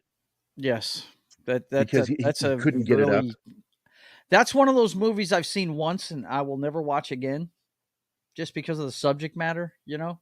Yeah, you don't need to see that movie more than one time. I'll never No. watch it again. No, there's movies so like that. I dark. mean, 8mm, another one. I know that side of the world exists. Yeah, but I also don't- hated that movie because he shows up to negotiate with the item he's negotiating with on the scene. All they had to do was shoot him and take it from him. Right. That makes no It was sense. dumb. You Yeah. don't have the item you're negotiating for Yeah. on you Mhm. when you go to negotiate with criminals. It was dumb writing. But you understand what I'm saying. I know that side of the world exists. I really Yeah, the you know, seedy snuff film industry. Yeah. and I don't need to watch that again. No, thank you. And that's Yeah. that's still all part of the sex trade, human trafficking shit we've got a problem with. Yep. But No Mercy, I really like that one because that's when they end up down in the bayou, Yes, sir. and it leads to some interesting, dangerous scenes. And they filmed down there, and I'm like, I'd be damned if I get in that fucking water. You don't want to get in that water, bro. We God, will pay and you the- $50,000. Well, that is $50,000 I will never see. I am not getting in that fucking water. We'll give you $1 million. Not gonna do it. This Oh scene, yeah. the younger sister is trying to hook him up too. Yeah. Yeah. The mother. Yeah. No doubt. And The, They're all the on younger team. sister is, That's- hey, I'm it's younger so- than my sister. Hey. The backstory to this is so important Mm. because he doesn't understand why Victor French, the dad, is looking at him the way he is. Right. And what it is, his mom had gotten pregnant by a Navy guy. And the Navy guy skipped town, and Victor French's character married her. Yep. To raise that child as his own, Yep. And he's which afraid is Deborah Winger's character. Yes. Mm-hmm. and he's afraid he's going to do the same thing to his daughter. Right. Yep. The little girl that he raised may You not don't be trust his him as far as he can biological. throw him. Yeah. Just because of the uniform he's got on. Yep. Hey, Boosh! It's Bush McFadden. Hey, is that a 70s Bush I see? Oh, my- Girl looks like a 70s Bush. It's all out there. It's untamed. I love that scene in Scary Movie. I swear to God, when the bush knocks him backwards and she undresses and a bush knocks him. How 70s of you. I laugh so hard at that fucking scene. So he gets the feeling uncomfortable, but when he finds out what it was all about and she explained it to him, he goes, I get your dad. I get why he's like that. I understand. I do the same thing. Mhm. So he's empathetic. Showing, that is a great sign of a good character person that he understands instead of Yeah. taking it personally. Mhm. I'm gonna say Richard Gere's like that. The character is like that. Richard Gere's a Right? cunt. Yeah. Richard Gere, give a fuck. He's a big old twat. Yeah, he is.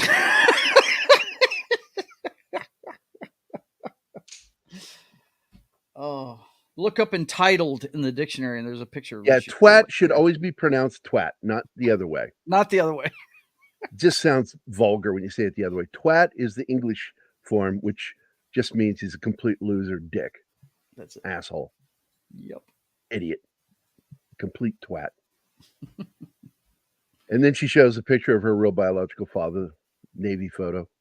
Yeah, that's when he realizes, wow, man. Yeah, okay. I get it. Yeah. And by the way, that movie I brought up, No Mercy, Mhm. has another film with that guy I bring up all the time that I love as an actor, George Zunza. I fucking love Zunza. that guy as an actor. I gotta look this up. I may not have ever seen that, bro. It's a must. William Atherton's in it. Walter Peck. This 1980 man has no dick. Passenger. and- Oh, I like how in the new Ghostbuster, somebody in the crowd yells to him, "You have to present your dickless." Oh, he's one of the George Lynch's. Yeah, he's great, man. This He's guy. one of the original cops Yeah. on Law and Order. The first season, Law and Order. That's Mhm. right. In fact, he is the first clip on the Chief's video I made for him. Is Zunza arresting a dude. I love this guy. He's a great fucking actor. Kingsport Cal is in the house, and he has some words for you, Mr. Yeah, there he Kingsport. is. No Way Out. We Wait, just talked before I'm about that done, movie. let me finish. Here he is in one of the films we just did on Mhm. Military Monday. Great role. Great actor. Great freaking actor. Absolutely, man. Love that Now, guy. what am I looking at? Kingsport has some Your words for you. tongue, sir. My mother loved Richard Gere ever since The Bodyguard. She thought it was real. He was in The Bodyguard? Gear, The Bodyguard. That was Kevin Costner. Kevin Costner. There could Wait. be more than one Is movie he called messing that. with What are you though. us? talking Hang on. about, Martin? I don't understand what either of you are talking about. Why is this important? I didn't say Martin. it was important. Oh, you're hey, you need to look at. I'm like, Huh? okay. He has word for you. It says to watch your language. Don't mess Watch with your Richard tongue. Gere. But he's not in The Bodyguard. No. No, that's Kevin Costner. Just I white know, guys, my man. mind's real We all look alike. We forgive you, Chris. You shall be. That was great. I love that. Good one. Good comeback, Kingsport. That's great. Fuck yeah. There's a lot of Bodyguard movies, but yeah, he's not in any of them. That's if you're talking about the Costner one. And I yeah, do that's- like the Costner film. I really do like that film. I do too. That's one of my. I love the conversation he has with the big guy in the kitchen. I don't want to talk about this again. Love it. To be honest, that's the only part of the movie that I like. And you know what's funny? I do enjoy Robin Hood, Prince of Thieves, but I have so many problems with it. But it Mhm. is a movie that everybody should see because there's a lot of good action in it. That the and comedy is Alan what I Rickman. didn't like. I didn't like the comedy in it. The scene Yeah. where he grabs Mary Elizabeth Master Antonia, Alan Rickman, and is trying to spread her legs. Yeah, It's done too comically. He's trying to RAPE her, yeah. and they do it for laughs, and that pissed me off. Hmm. I didn't like the "fuck me" line from Christian Slater. Christian I didn't Slater. like Yeah, that was kind I of. didn't like that. Not to mention the explosives. In that Just oh my moment God, of there's time. so many things in there that just like what?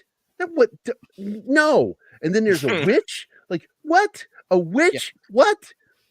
So many things wrong with that film, but I still say, watch that fucking movie. It's entertaining, man. It's It entertaining. is. Well, it not- has Alan I'm not saying it's Rickman good. on it.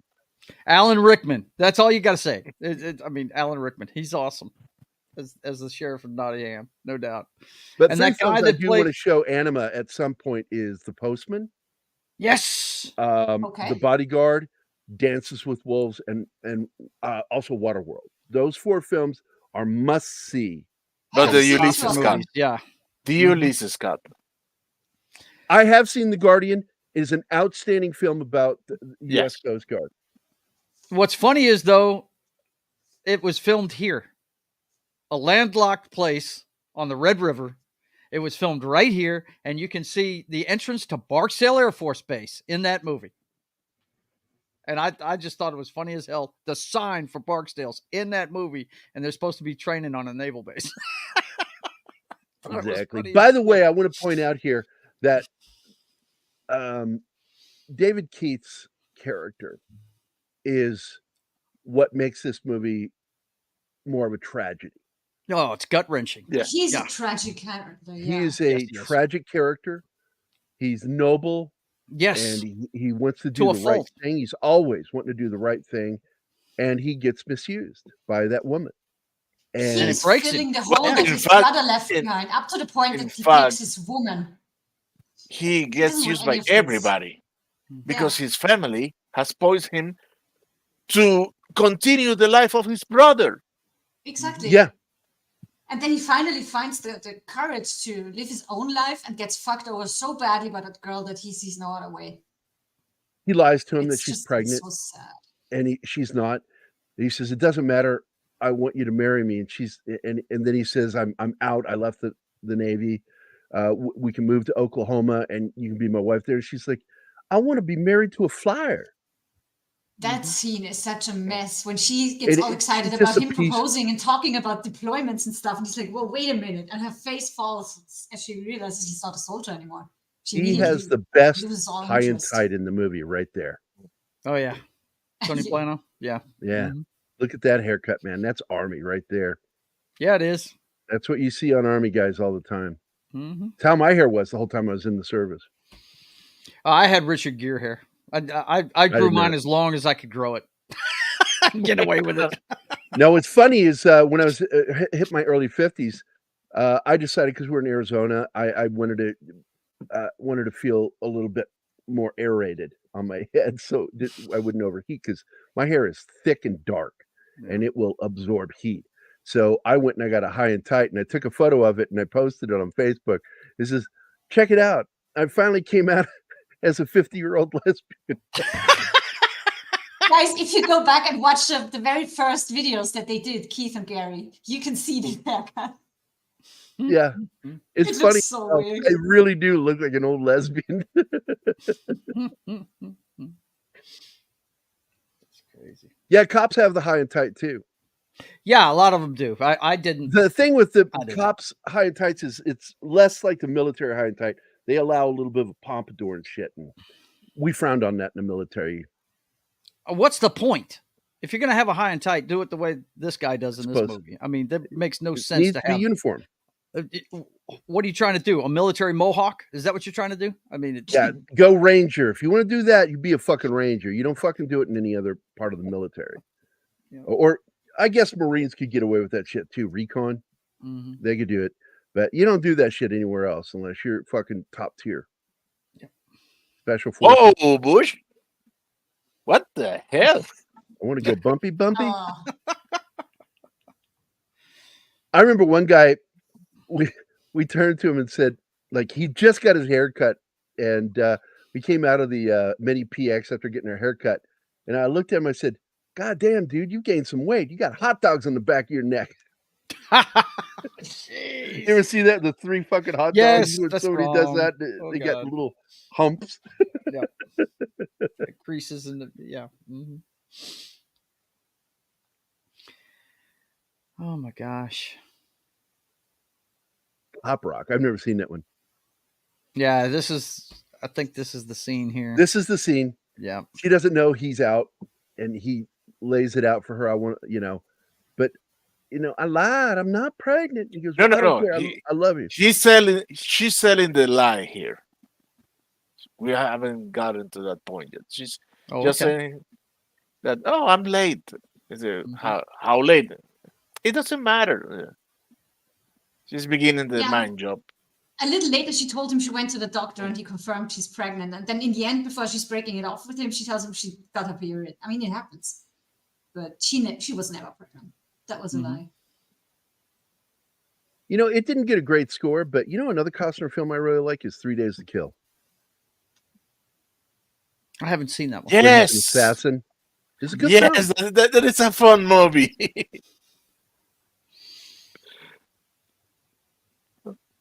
And he did one film that I really, really love called Mr. Brooks. That was filmed here too.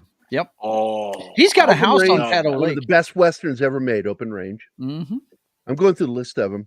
There's a lot of good films here, but there are things that I saw him. I'll probably never see him again.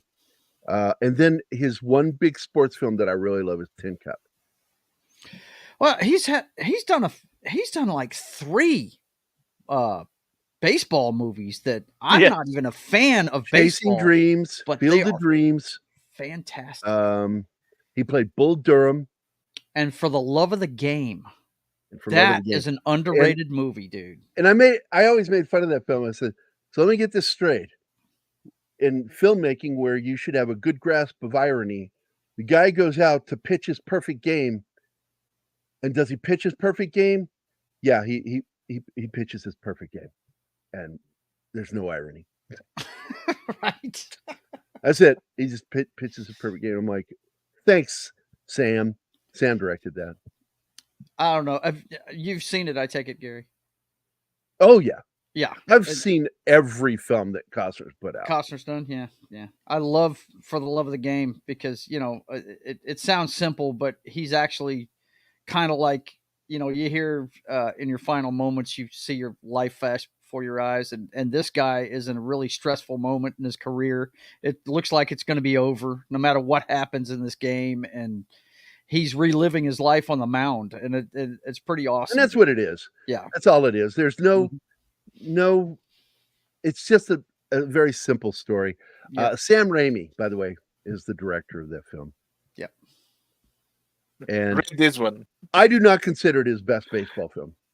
No, it's not. This is where you finally see Mayo become a team player. Mm-hmm. He is now, because it started after he got his ass kicked by Foley.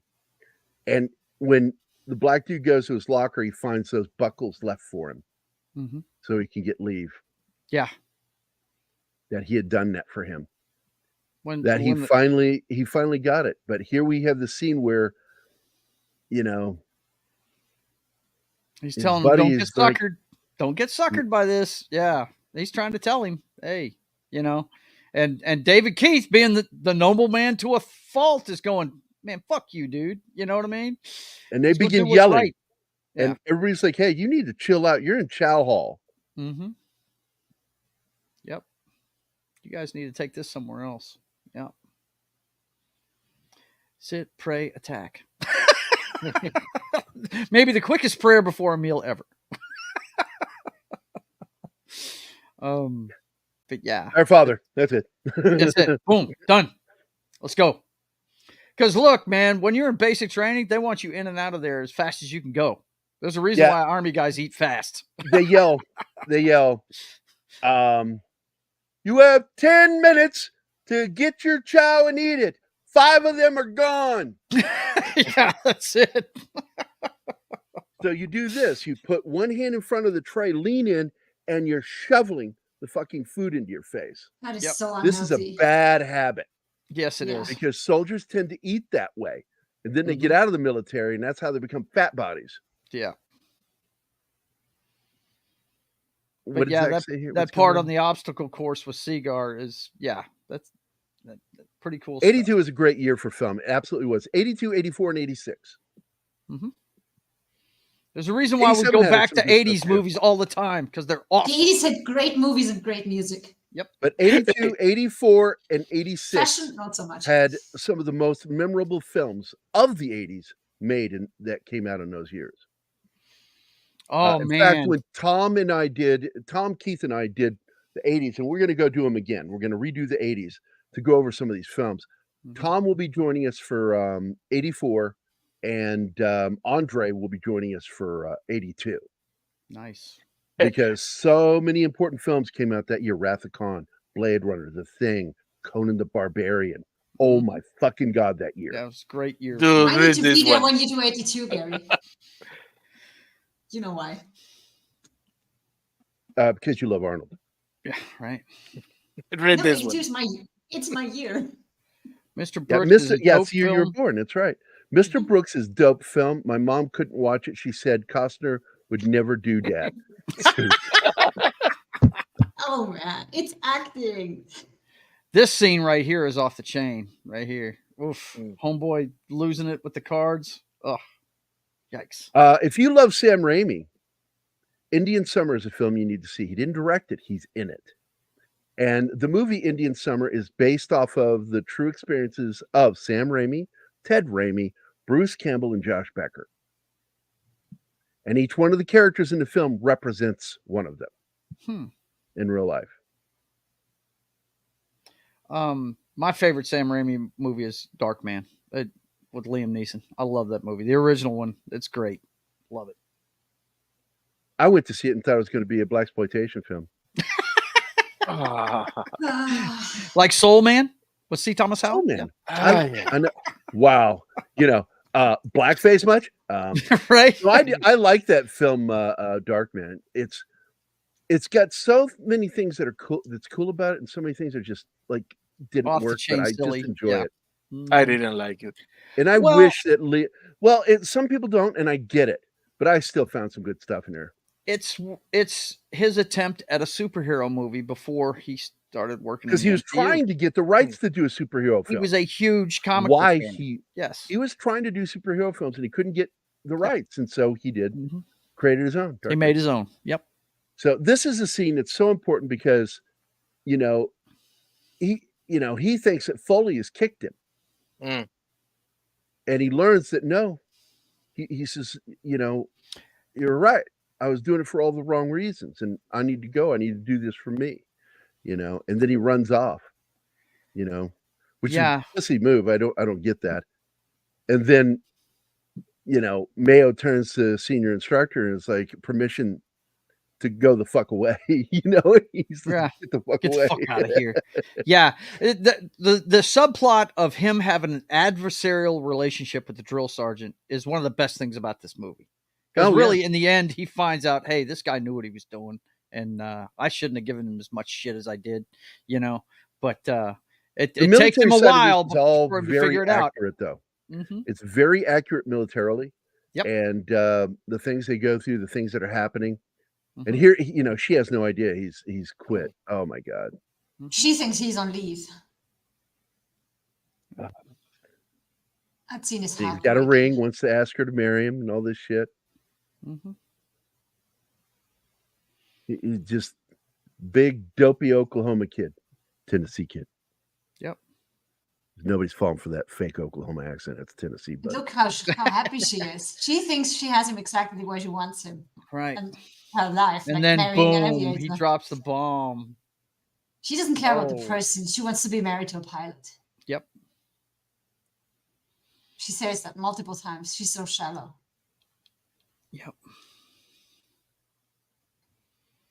Breaks his heart. Yeah, it does. The foreshadowing scene when he buys the bottle of whiskey. And swallows the ring. Yes. Oh, yeah. I was like, oh shit, this is not good. this is not going to end well. I knew it. The minute he did that, Mhm. I'm Yep. like, this is not going to end well. Why is he going to that room? Yeah. And I remember sitting in the theater watching this. I was 18, 19, 20. I was 20 when I went to see this. Yeah. He spent all his savings on that ring. So why would he swallow it? He's not going to dig through his own. He's not to planning get on it back out sticking to around. sell it. So he's not. That's what they were trying to exactly. show us there. Yeah. Mm. Yeah. I don't think I really realized that until right now. And she's like, I could care less. You're an idiot. Yeah, it's a shame. And so many guys fall for this shit, and it's true. Yeah, they do. It shocked me. It's shocked me to learn it's that equally as thing. bad as the guys that fuck these girls, knock them up, and then leave Mm-hmm. without a second thought. It Yeah, goes back and forth. that's right. I was fixing to say you've got the dark side of both sides of that. You've got the girls trying to trap the guy, and then you've got the guy not giving a shit and leaving responsibilities for somebody that ain't ready for him. You know. And it's- again, I cannot stress this enough. Gerbling in the military is bad. Don't do it. Oh my God. I'm sorry, Richard Gere's in the movie. I can't stop making. you got to the joke. keep doing it, man. That's it. Oh. Yeah, F Troop was a good show. Slasher Fred. It was. Oh, F Troop. Fuck yeah. Mm-hmm. I like Hogan's Heroes though. That's the one I liked a lot. I remember when they talked about that, they were like, you can't have Nazis on a TV comedy. You can't make fun of them. And the guy that played Klink said, like he needed to tell them, the Germans can't ever win. They have to be buffoons. They always have to be the buffoons. Mm-hmm. And it worked Mm-hmm. by doing it that way. Here he is. He's like watching him. He goes, "You see that? What do you think of that? Yeah. Something wrong with that dude. Yep. That's He's sitting there, nice. plays with it with his tongue too. He does that thing with it and then swallows that thing right down. Yeah, it swallows that sucker down, and I'm like, I remember in the theater just thinking, oh, this isn't good. This is not good. He's about. Oh my God, is Kingsport. a military thing. Oh my God. Go, man. So now Mayo's all upset. Like, where's he at? So he goes to see Deborah Winger's character, and she joins him to hunt for him. Mm-hmm. And they go to her house, and she goes, "Not my fucking problem." That fucking bitch right there. Yeah, I've met scumbags like that. Mm-hmm. So, and Deborah Winger's character, I mean, I don't know, you can put her in the same class because she initially is looking for the same thing, but along the way, she figures out No. She's not looking for that. She even tells him, "I'm here from guy to guy. Mm-hmm. Yeah, I just want a good time." She wasn't fishing a husband. The thing is, she got in love with him, and she thought for one moment she thought to entrap him, but not because she wasn't a pilot, but she want him. She really loves him. Yeah. Yeah, she does, no doubt. There's a difference between the two characters, no doubt. Yes, that happens. Well, here. one has a conscience and the other doesn't. Yeah, right. That line. Mm-hmm. She said, "Oh yeah, I am. I'm a lot different from you."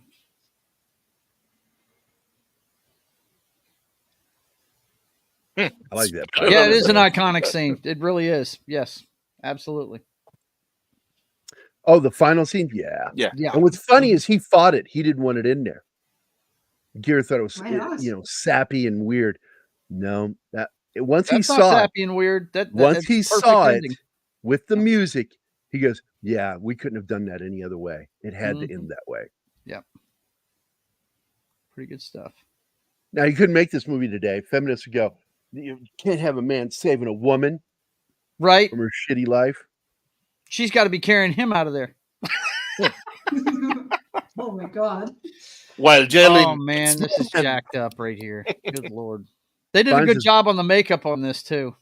Yeah, they whited his face to make him look ashen gray, which is what color you would be.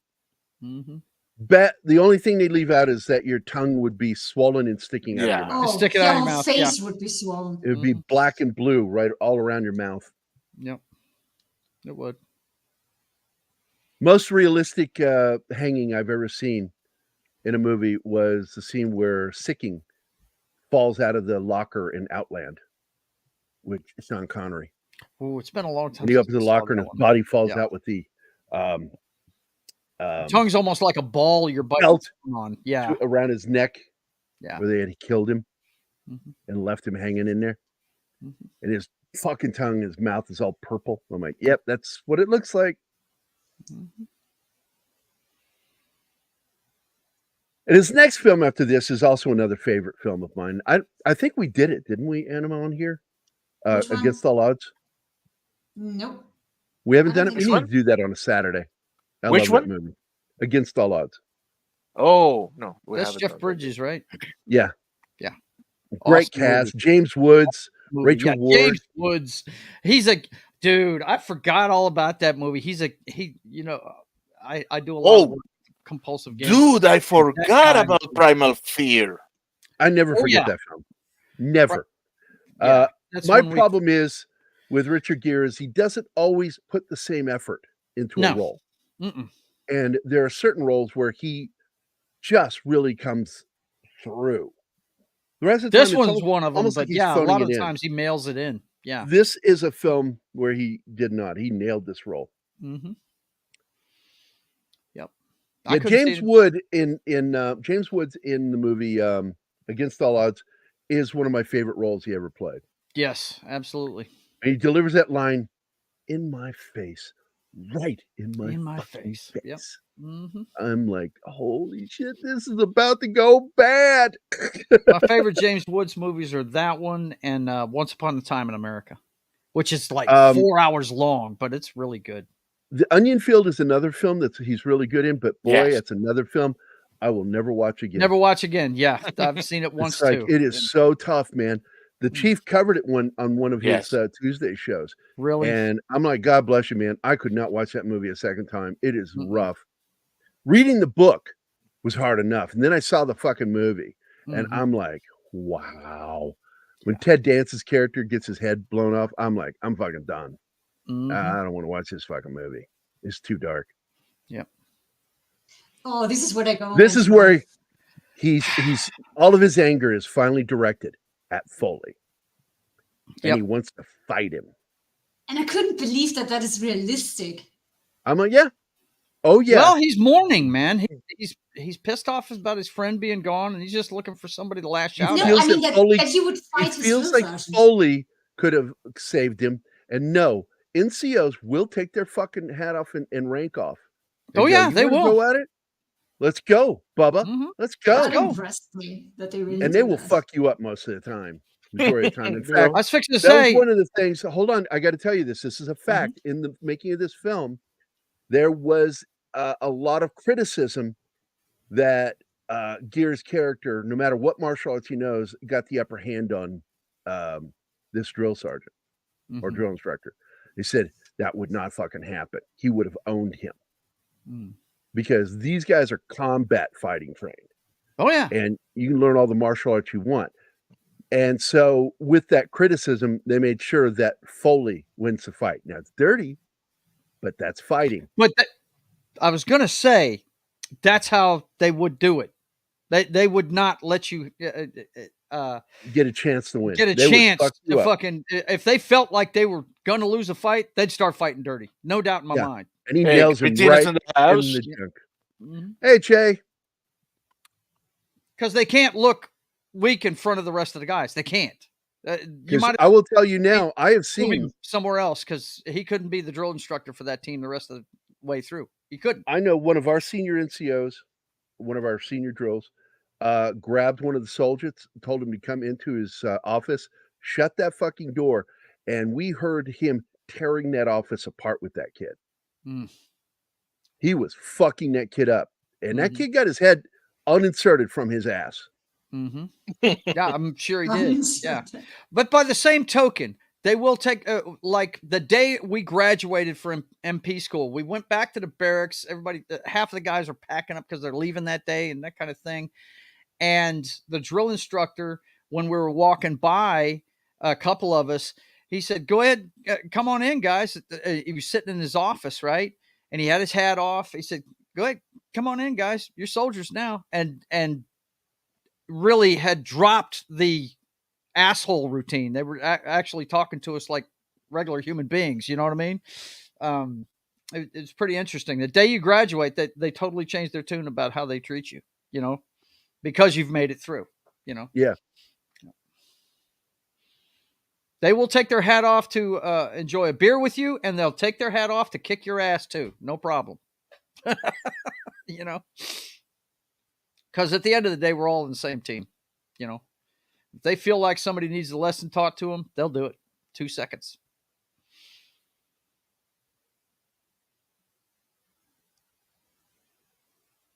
Yeah, the way he wins this fight is classic. That's exactly he nails what a him drill right instructor in the would fucking do. balls. I mean, And just put his heel right between his scrotes. It was ridiculous. And the only unrealistic part is he doesn't throw up.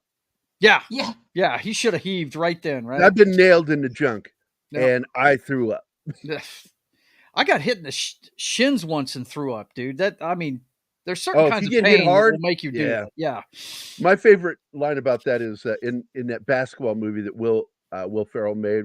He says, "Man, you want to make a guy throw up? Hit him in the duodenum. Hit him in the duodenum. It's duodenum, motherfucker. It's the duodenum. Hit him in the duodenum. It'll make him throw up every time. Duodenum, and yes, it will. They got food in there. They will throw up. That's it. Fight's over, man. Senior drill instructor fucking kicked your fucking ass. That's it. And you wonder, is he going to graduate? I love that they go through all these faces and then they wait. Like, there he is. Don't even really go out of their way to show him. He's back there in the back of the line. He's graduating. And this is how the graduation works. It's not too dissimilar from the Army, except for this is a lot like OCS, Officers Candidate School. And where they go through the same training as Army grunts, but when they come out, they're officers. Yeah. They are now commissioned as officers. And you see what I mean? Woman in uniform, fucking hot. Yeah. Well, I think women think the same thing about us in uniform too, dude. I don't know. I just know I cannot say no to that. Would you? Now, Yeah. now I wanted to Foxy read this. thinks it is. So. Now, here at the end of the film, one of the most realistic traditions that they show The coins. is that I'm getting there. Yeah. Is when he gives them their first salute. This is a tradition that newly graduated cadets who are now commissioned get their first salute from their training officer or NCO. And they give them, as a tradition, a silver dollar. And that silver dollar is placed in the left hip pocket. Problem is, in the uniform that he's wearing, there is no hip pockets on it. So you'll see when he's doing it, that he's placing them under his belt. And the only exception to this is if there was any soldier or trainee that he had, cadet, that really stood out and was memorable, places that coin in the right hip. And you know who? And Mayo is the only one he does that with. Mm-hmm. All the other ones go on the left side of his belt there, and then he puts Mayo's in the right. Wait, let me. Oh, And let's wait till the next slide. Really Because good. This when he says to him, "I wouldn't done this if it weren't for you." You see how Gunny is almost holding tears. Yeah, he is. Oh, get away, get away. Yeah, he tells him, get the fuck out of here. Yeah. Mm-hmm. Yep. Wow, Louis Gossett Jr. was something else, dude. He deserved the award for this role. He really did. And I'm going to show it. I'm going to show his acceptance. Oh, cool. Kick ass, man. Yeah, I was pulling for him that year. No doubt. He was the first African American to win that award, wasn't he? I think he was.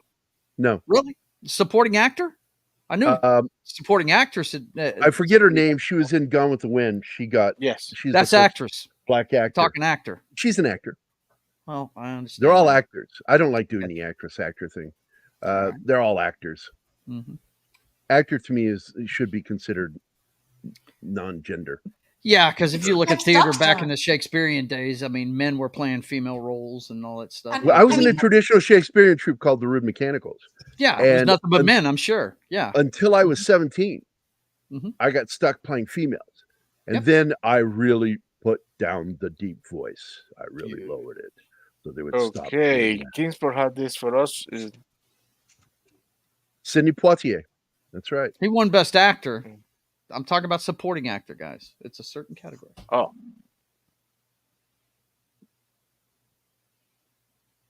Pretty sure it said in his obituary he was the first guy to ever win that award. So you wanna see blackface? Go see Godzilla versus go see Godzilla versus Mothra. Do you have an island of being black people and they're all Japanese? yeah, It was the best actor in a supporting role Academy Award win. His. Yeah, that's what I said. Yeah.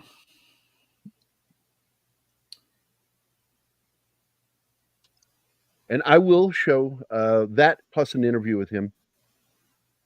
I was considering showing that clip, but I don't want to get claimed. right. That scene where he breaks him down. The ending is awesome. Love it. Yeah. And That's an playing iconic the picture. score right now. They're not playing the song, they're playing the score. Right. And then right as they go to credits, the song breaks in. But oddly, the movie version of the song starts with the chorus, whereas it doesn't start that way in the release song when they release the single. Oh, we have a breach, Oh, guys. we have a bridge. That's a good one. So I'm going to do some stuff. Go ahead, do your thing here. Oh, sorry. It's over. Yeah, Stop we're it. done with the slideshow. Give him the video, Martin. Do your video. I'm on that. Jesus Christ, these people. I don't like the idea of it going out the back door. That's a good one. So That Irishman, he got his Academy Award this year. here we go. I will. Belated. Oh, Cillian Murphy. Yeah. It's Killian, guys. Is it Syrian? Killian. I think it's Syrian. Is it Syrian or Killian? It's no. Killian. It's Killian. pronounced Killian. He's a Oh, good Irish boy. I remember that line, but I don't remember from where.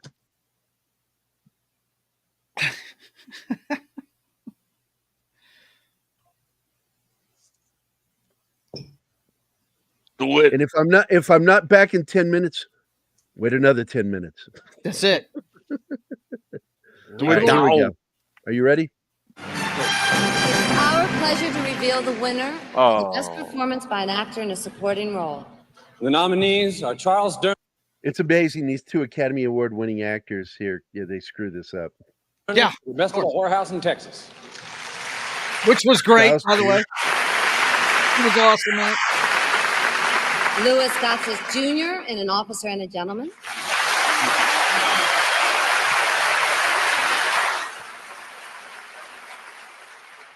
John Lithgow in The World According to Garp. Oh, yeah. Oh, that was a good one. Robin Williams. Yeah. James Mason in The Verdict. Ooh, yeah, he had gotten up there in age at that time. Huh? Hello, my name is James Mason.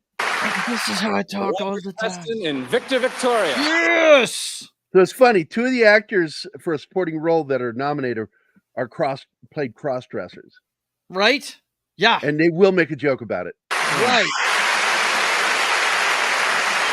He's awesome. It's funny, Chris, but two of those performances could have been performed by women.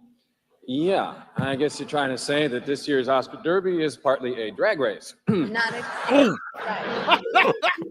Okay. And the winner is. You better do that. I would be glad to. Thank you very much.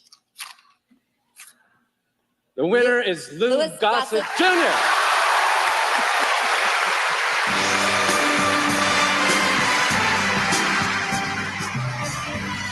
Is that his son sitting next to him? Probably. You know, when you prepare a speech, it's no use because it's all gone. I tried to get my kid to come up here to share this with me, but there are some special people I would like to share this with. Specifically, tomorrow is the 17th anniversary of my relationship with my one agent, Mr. Ed Bondi.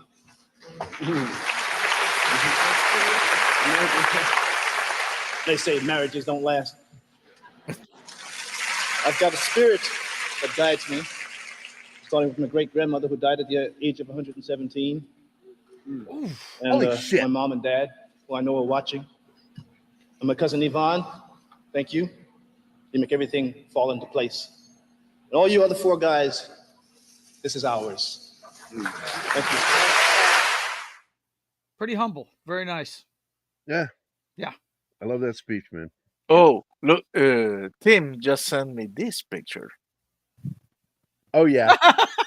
Good old Homer did the same scene. Yep. I don't know. I mean, do you guys want me to play this interview? Yeah, I'm down. I It's love a behind the scenes 4-minute stuff, interview dude. with him. Present, share screen. When Share I did my audio. V watch party the other day, I showed the special feature documentary at the end of it. Here we go. The process now is getting down to the I like your shirt, E-racism. There you go. That's right. Whipped cream, you know, the steak and eggs kind of stuff. An officer and gentleman. Look at that shelf. That I don't see too many minority actors doing too. A lot of bronze and brass back there. Looks like Yep. gold, but it's not. But it's beautiful. All those awards. There's an Emmy. Yep. Non-minority actors and actresses. So Tim Buck says that was for Roots. my I'm shot. sure, imagine. He played fiddler. I went down to San Diego. I got to know Bill Dower, the in-chief of the MCRD Marine Corps Recruitment Division. If I'm not back at 10, wait a little longer. Extension of Camp Pendleton. But it gives a guide off the school buses and wake them up and shock them for the first time. It's been about 2 months now It's called the Shark Frenzy. Yes. on there. Attack. So I learned, I did the Ironman course, did the stretching and hung out with him. I did everything but smoke the camels and drink the beer. What you did the Iron Man course? Yeah. Wow. They wanted to see what it would take, what these guys were. Wow. I found out. They have my 100% respect. Mm. And we're not going to do that part until I could do as much of them as possible. And I had them pay for a guy to come up with me. And so I showed up in the rehearsal and I did the same thing like you saw in the movie. And he started laughing at me. And Taylor said, wait a minute. I said, cut. And the Marine said, cut. They sent me away. 10 days later, had me come back. And the problem was gone. I don't know what they said. But as soon as I started speaking, they, yes, sir. I don't know what the Marines did. But I think the Marines should get the Oscar because they made it not a Hollywood movie. I think Richard wanted to win the fight, all kinds of stuff. And I was not the villain in that movie. They wanted the truth to be the truth because they are responsible for the lives of some very strong men and women. Yeah. Especially in warfare and stuff. You know, so they took over. Mm. Was that at all coming from Taylor Hackford, the director? Yeah, it's cooperation. That came from Taylor, who cooperated with the Marines. Mm. There's one thing that happened during the fight that Richard wanted to win the fight because he was the lead. And normally movies would be Alan Ladd wins, Marlon Brando wins. Richard says, I'm going to beat this. I want to beat him. And Marine said, well, you could, but that's not the way we do things. We're going to die rather than lose. That's what we have to teach the men how to do. If you really want it, we've taught Lou well enough. We'll get out of the way. Why don't you let Lou and Richard fight? And I looked at the Marines and said, what are you teaching them? Teaching them how to live successfully in warfare. So Taylor said, maybe we don't do that. Let have Richard have a couple of shots, and then you got it from there. So we just settled for that. And so I got a little hairline fracture when he was off balance. You did the fight Yeah, scene. 97% of it. Unbelievable. Yeah, which I And then told you Richard, that, I Anima, hit that him on the they shoulder did a their little own fight stunts. But other than that, it was a 3-day real stuff. Mm.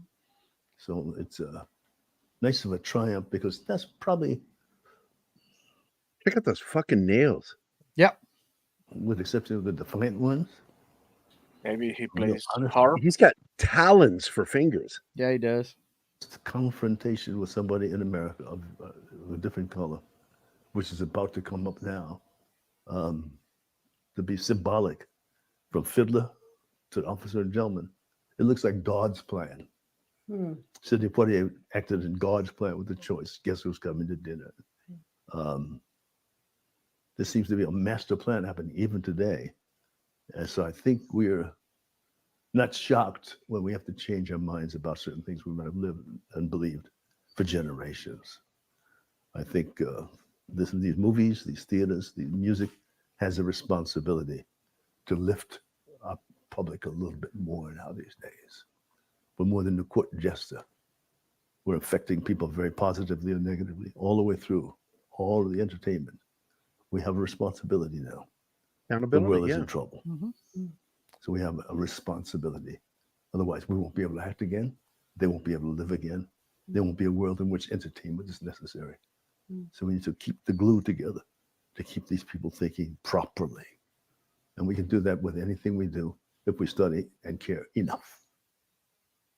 Yeah. Great interview. Good stuff. Great yeah, interview. Man, shoot. He sounds like, guys today that sound like that are Morgan Freeman and Denzel Washington. You see them in interviews, they're like, hey, we got a responsibility to tell the truth in these films. Yeah, absolutely, man. And I will point out that Officer and a Gentleman is the first time in film where a black character was in authority over white people. Yeah, you don't see that often. You don't. Even though I don't think that's, I mean, they just did it and didn't even think about it. No, they weren't thinking about that. It was something that Hackford brought up later in an interview. I will also say this. Here, let me share this screen here from. But it's something that, before you go on, that's something that you and I have seen in the military our whole lives. Yeah, every single NCO that I dealt with, almost every single senior NCO that I dealt with in the military was a black man. Yep. So I always had like black guys, women in charge of me, and these were good fucking soldiers that I looked up to. The And they first made me a better Vietnam vet person. I ever worked with was a black sergeant major. Yeah. I showed with him on a daily basis. Anima photos of my teachers that I grew up with. 90% of the teachers that taught me were black. You lived in a black neighborhood, though, too. I lived in a black community, and I was like the only white guy at first. I was the only white guy for blocks, and I just, I was just thrust into that world, and it was so normal to me. And I got weirded out by the military because when I started talking to the black guys that I served with, I discovered that these were men that were different from the ones I grew up around in Fredericksburg. These were New York and New Orleans guys. And they had a completely different attitude about white people. And I ran into confrontation. And, I had to 3 times beat their ass to get their respect. I had to get into a fight with them, kick their ass, and then everything was fucking chill. We got along. And I'm like, what the fuck? And that's why I made the joke years ago. Kingsport Cal doesn't like the joke. But my joke, was that military is a lot like prison life, except a lot less forced gay sex. That's it. Absolutely. And the word I used was it's a lot less grapey. And people laugh. It's just a fucking joke. But the fact is, there's a pecking order in the military. And if you take a leadership role, you have to be willing to fight for it.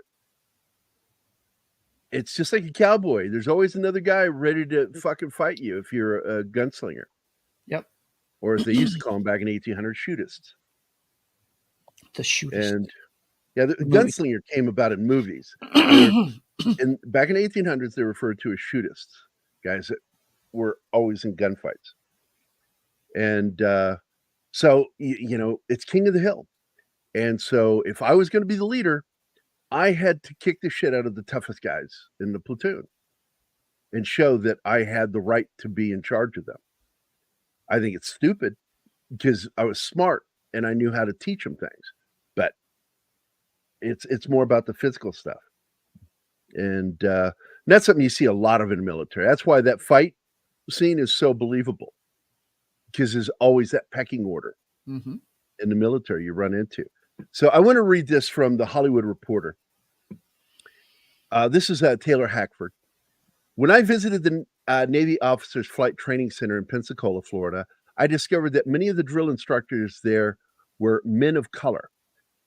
The director said, I found it interesting that black and brown enlisted men had make or break control over whether white college graduates would become officers and fighter pilots. At that moment, I changed the casting profile. This breaks the myth about this movie. This right here. I changed the casting profile for Sergeant Foley and started meeting actors of color.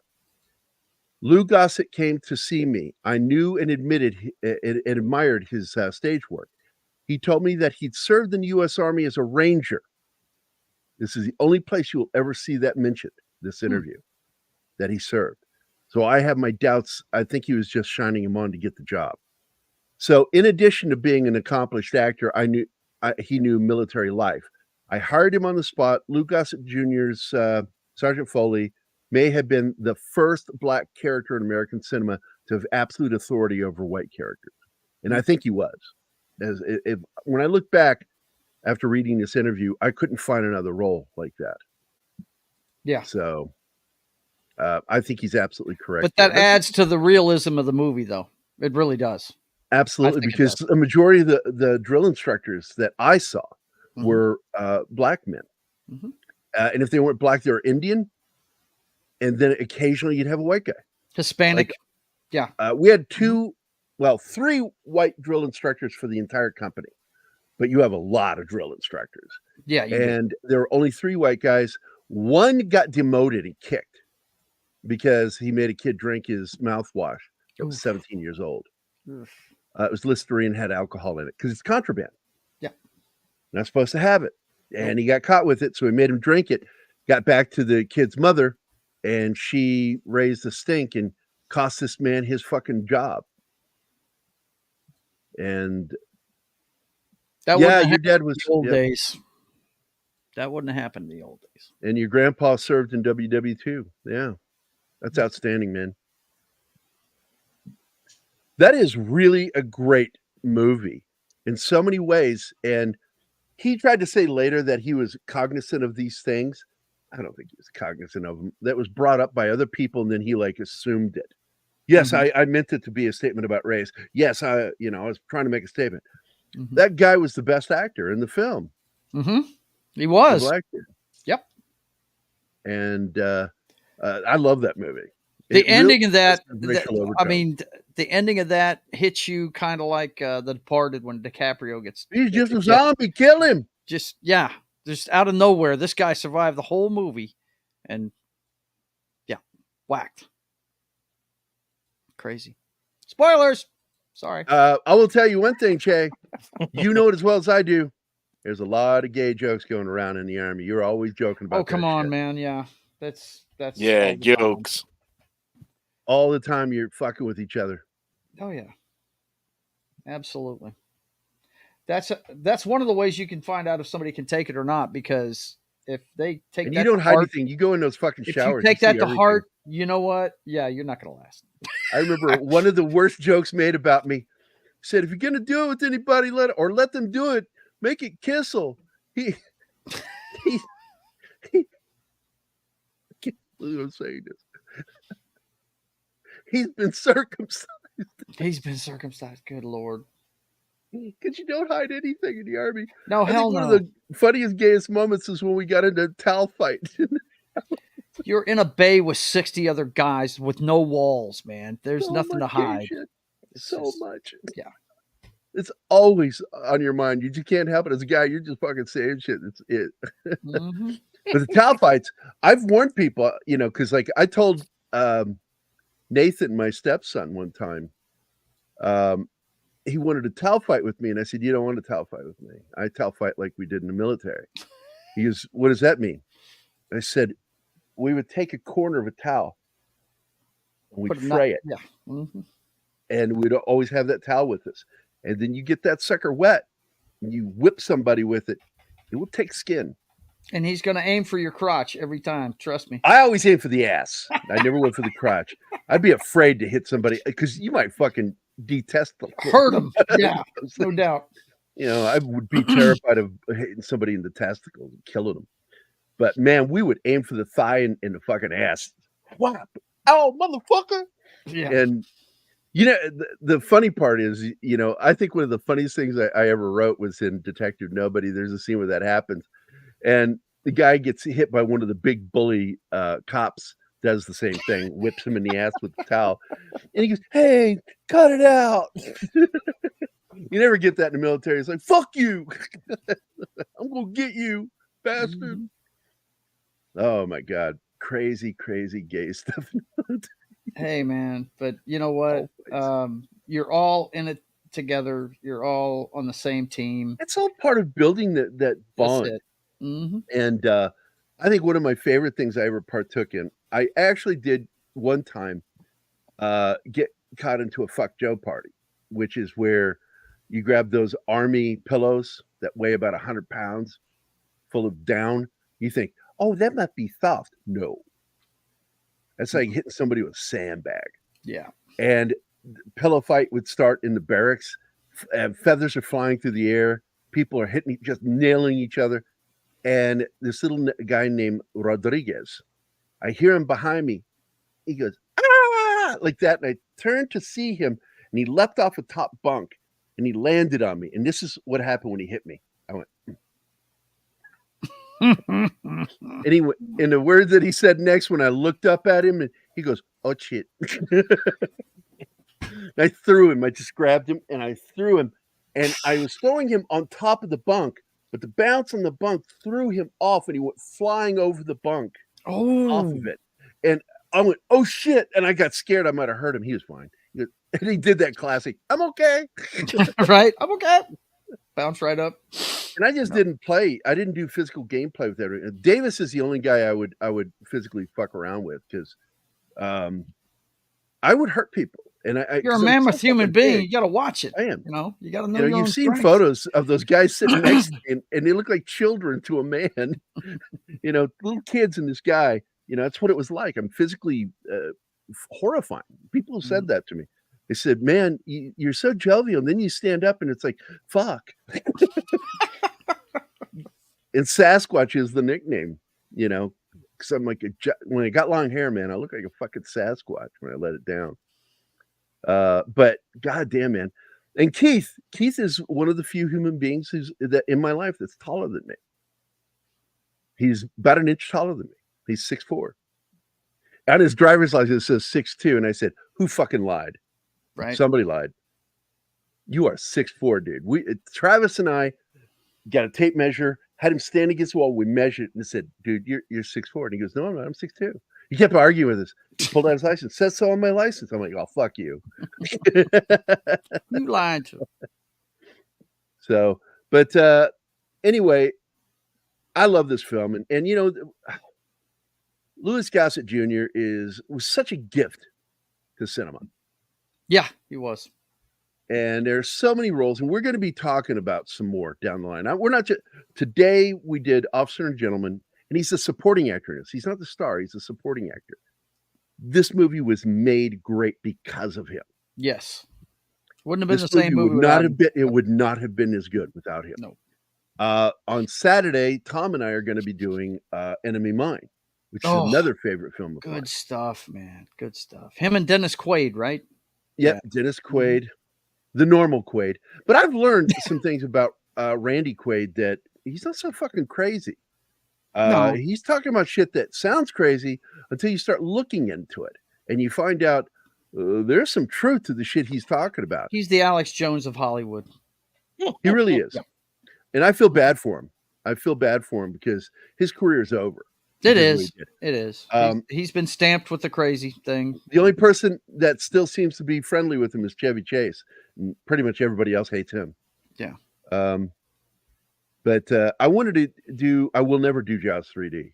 I will not do Jaws 3D. Oh, but there's some other films of his that I love that one. That's Dennis Quaid and him too, isn't it? Yeah, I think it is. And Simon McCorkindale.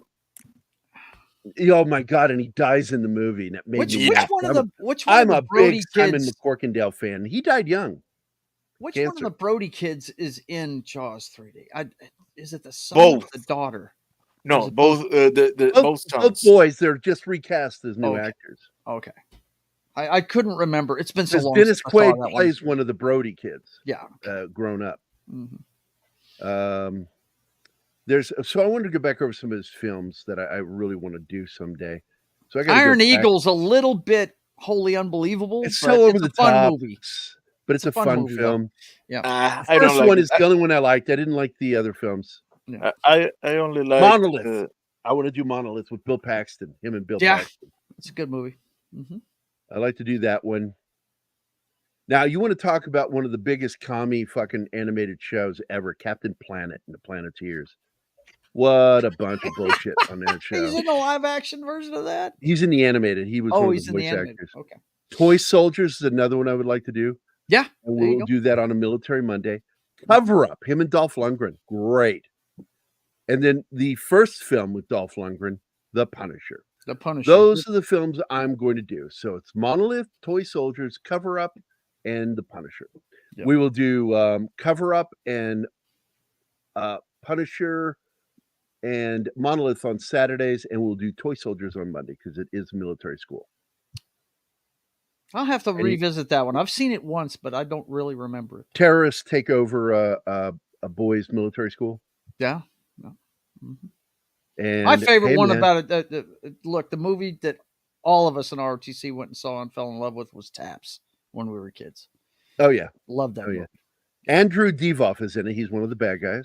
Mm-hmm. You know him as the Wishmaster. Okay. Will Wheaton, Brian. Will Wheaton is in it. Back before it became a total douche bag. Yeah. Fucking douche. And also Sean Astin's in it. And I love that guy. I love that kid. Arlie Ermey is in it. And Louis Gossett Jr. and the late, great Denholm Elliott is in it. Oh, there you go.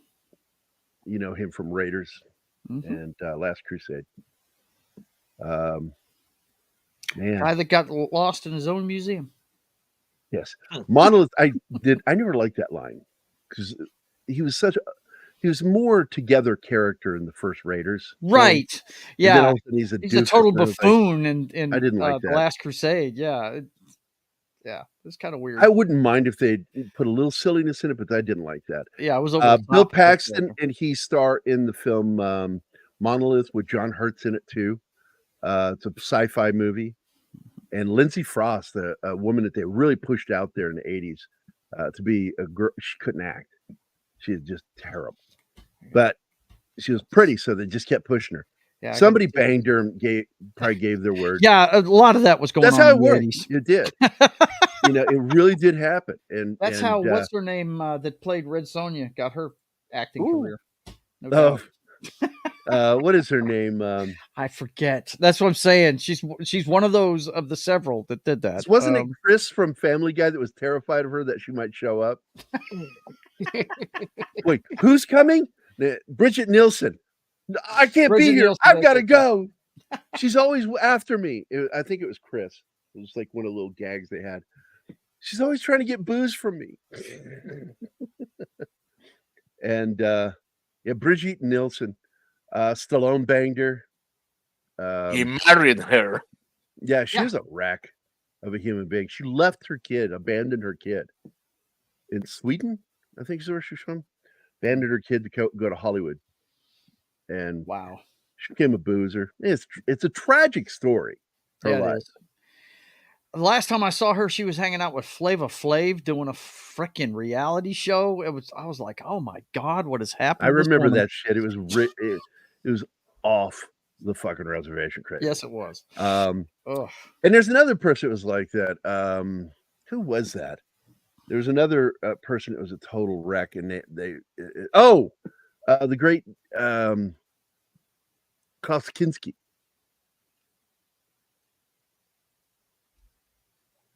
You don't know who Klaus Kinski is? Yes. I don't. He was a director. He was the father of Nastasia Kinski. Natasha. I think you hit it right. Or Nastasia Kinski. But it uses a J instead of an I. He had that one picture that she posed with a boa constrictor. Snake. That was like on my wall when I was in fake college. I love that poster. But Klaus Kinski was a nut job. He had so many problems, and he abandoned the kids. He never had a close relationship with him. She tried briefly, but he is just absolutely insane. There he is. And a brilliant actor, but insane. And eventually, he's mentioned in a film, documentary called My Greatest Fiend, made by the great German director, yeah, Werner Herzog. Let me look for. It'll be under self. There we go. Where is it? Where is it? Oh my God, where the hell is it? The Making of Nosferatu. Why is the documentary not in here? Because it's all about him. I'll just look it up here. My Greatest Fiend. Oh, I remember that guy. Yeah. Oof. Gerry, I love you guys, but I have got to get going. I got to cut my yard. Keep going. I got to end the show here. Okay. I thought it was I before E on that one. Last Castle. Yeah.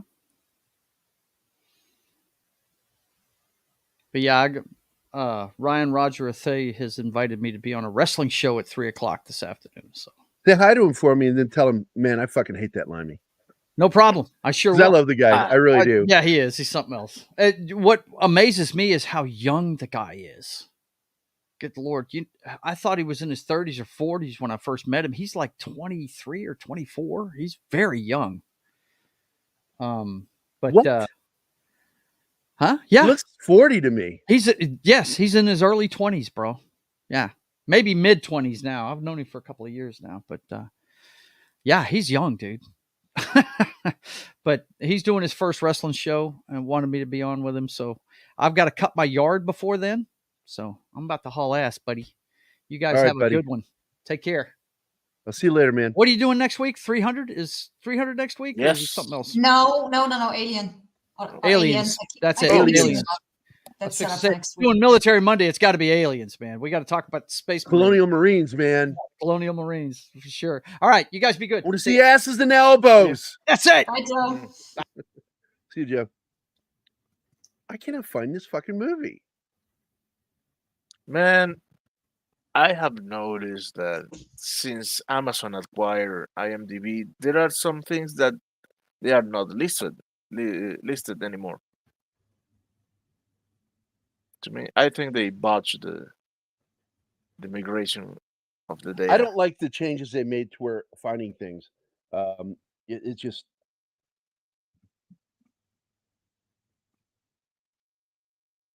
I did spell it correctly. It's Fiend. My Best Fiend. Okay, that's why I couldn't find it. I thought it was greatest. It's best. There it is. This is a must-see film because it really shows you the insanity. Because he would threaten people, shoot at them on set, threaten to kill Werner so many times. And Werner, in turn, threatened to kill him. Insanity.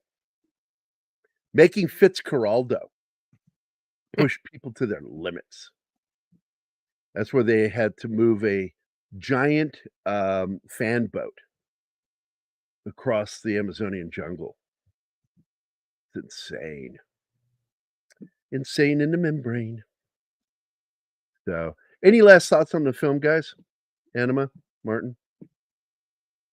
No. I said all I had to say. I think we're covered. All right. The best thing you can say is to anybody who hasn't seen it is go and watch it. Yes. You're not gonna regret Watch it. that movie. So, always remember to please subscribe and click that like button. It's important. And please leave a comment. It helps with the algorithm. We deeply appreciate it, man. If you click the bell icon, it, of course, make sure that you get updates. So anyway, I'll see you guys later tomorrow. What's the Chief doing tomorrow? Gangster Squad. Because I remember. If I recall correctly, Is that the one with Sean Penn? Yeah. Maybe. I'm gonna go look it up real quick. Yes, Sean Penn, this guy Sean Penn. Thanos, and Ryan Gosling. I can't remember who. Yeah, the movie is actually a lot better than I expected. I really did like that film. And hear this. I think one of the guests, I may be wrong, but one of the guests, his dad or his granddad was part of the real gangster squad. Hat Squad, the real Hat Squad. Yeah. Yeah, Sean Penn plays Mickey Cohen, who was a boxer. He fought. He was a tough guy, a real tough guy. And was it Mickey Cohen? I can't remember. Was that the one that Sean Connery took the pistol away from and pistol whipped him with it? I don't remember. Man. Yeah, Sean Connery's a real fucking badass. Oh, yeah. Oh. Imagine if he had been Hob. Yeah. Connery was a fighter, a fist fighter. He knew how to fight. So, but that's it, guys. We're going to get the heck out of here. Hope everybody has a really great Monday. I want to say, let me say hi to everybody before we go. Andy Morrow, Slasher Fred, D Bud Martin, Slasher Fred again, because Martin loves Slasher Fred. He has to mention him all the time. Again, with D Bud Martin also loves D Bud Martin, so he mentions him over and over again in our private chat. Nick Weiser, Penny. Nick only gets one mention. Fuck Martin. Penny, Dragon Ruse, Cam's Crash Courses, Glenn Fleming, FKHC 2005, aka Tim. Just Another Red Shirt. Our good buddy Real Wade Nation Clips. Deleted Scenes dropped in for a sec. Boosh, McFadden, and of course our good buddies Kingsport Cal and Cavatino Calverman. Jay. Oh, and Shinatsky was here. Don't ever want to forget him. Oh, the dude's insane. We should do, Zach, you and I should do you should join us on a Saturday when we do one of his films. I'd love you to hang out. I was considering doing either Nosferatu or what's it called? Come on, Gary. Fitzcarraldo. I hear someone in the background. Yes, Rocket Kitty. Yeah, it's when you hear the, you know it's her. Yeah, that's how she talks. Stay healthy, everybody. Have a great day, and I will see y'all later.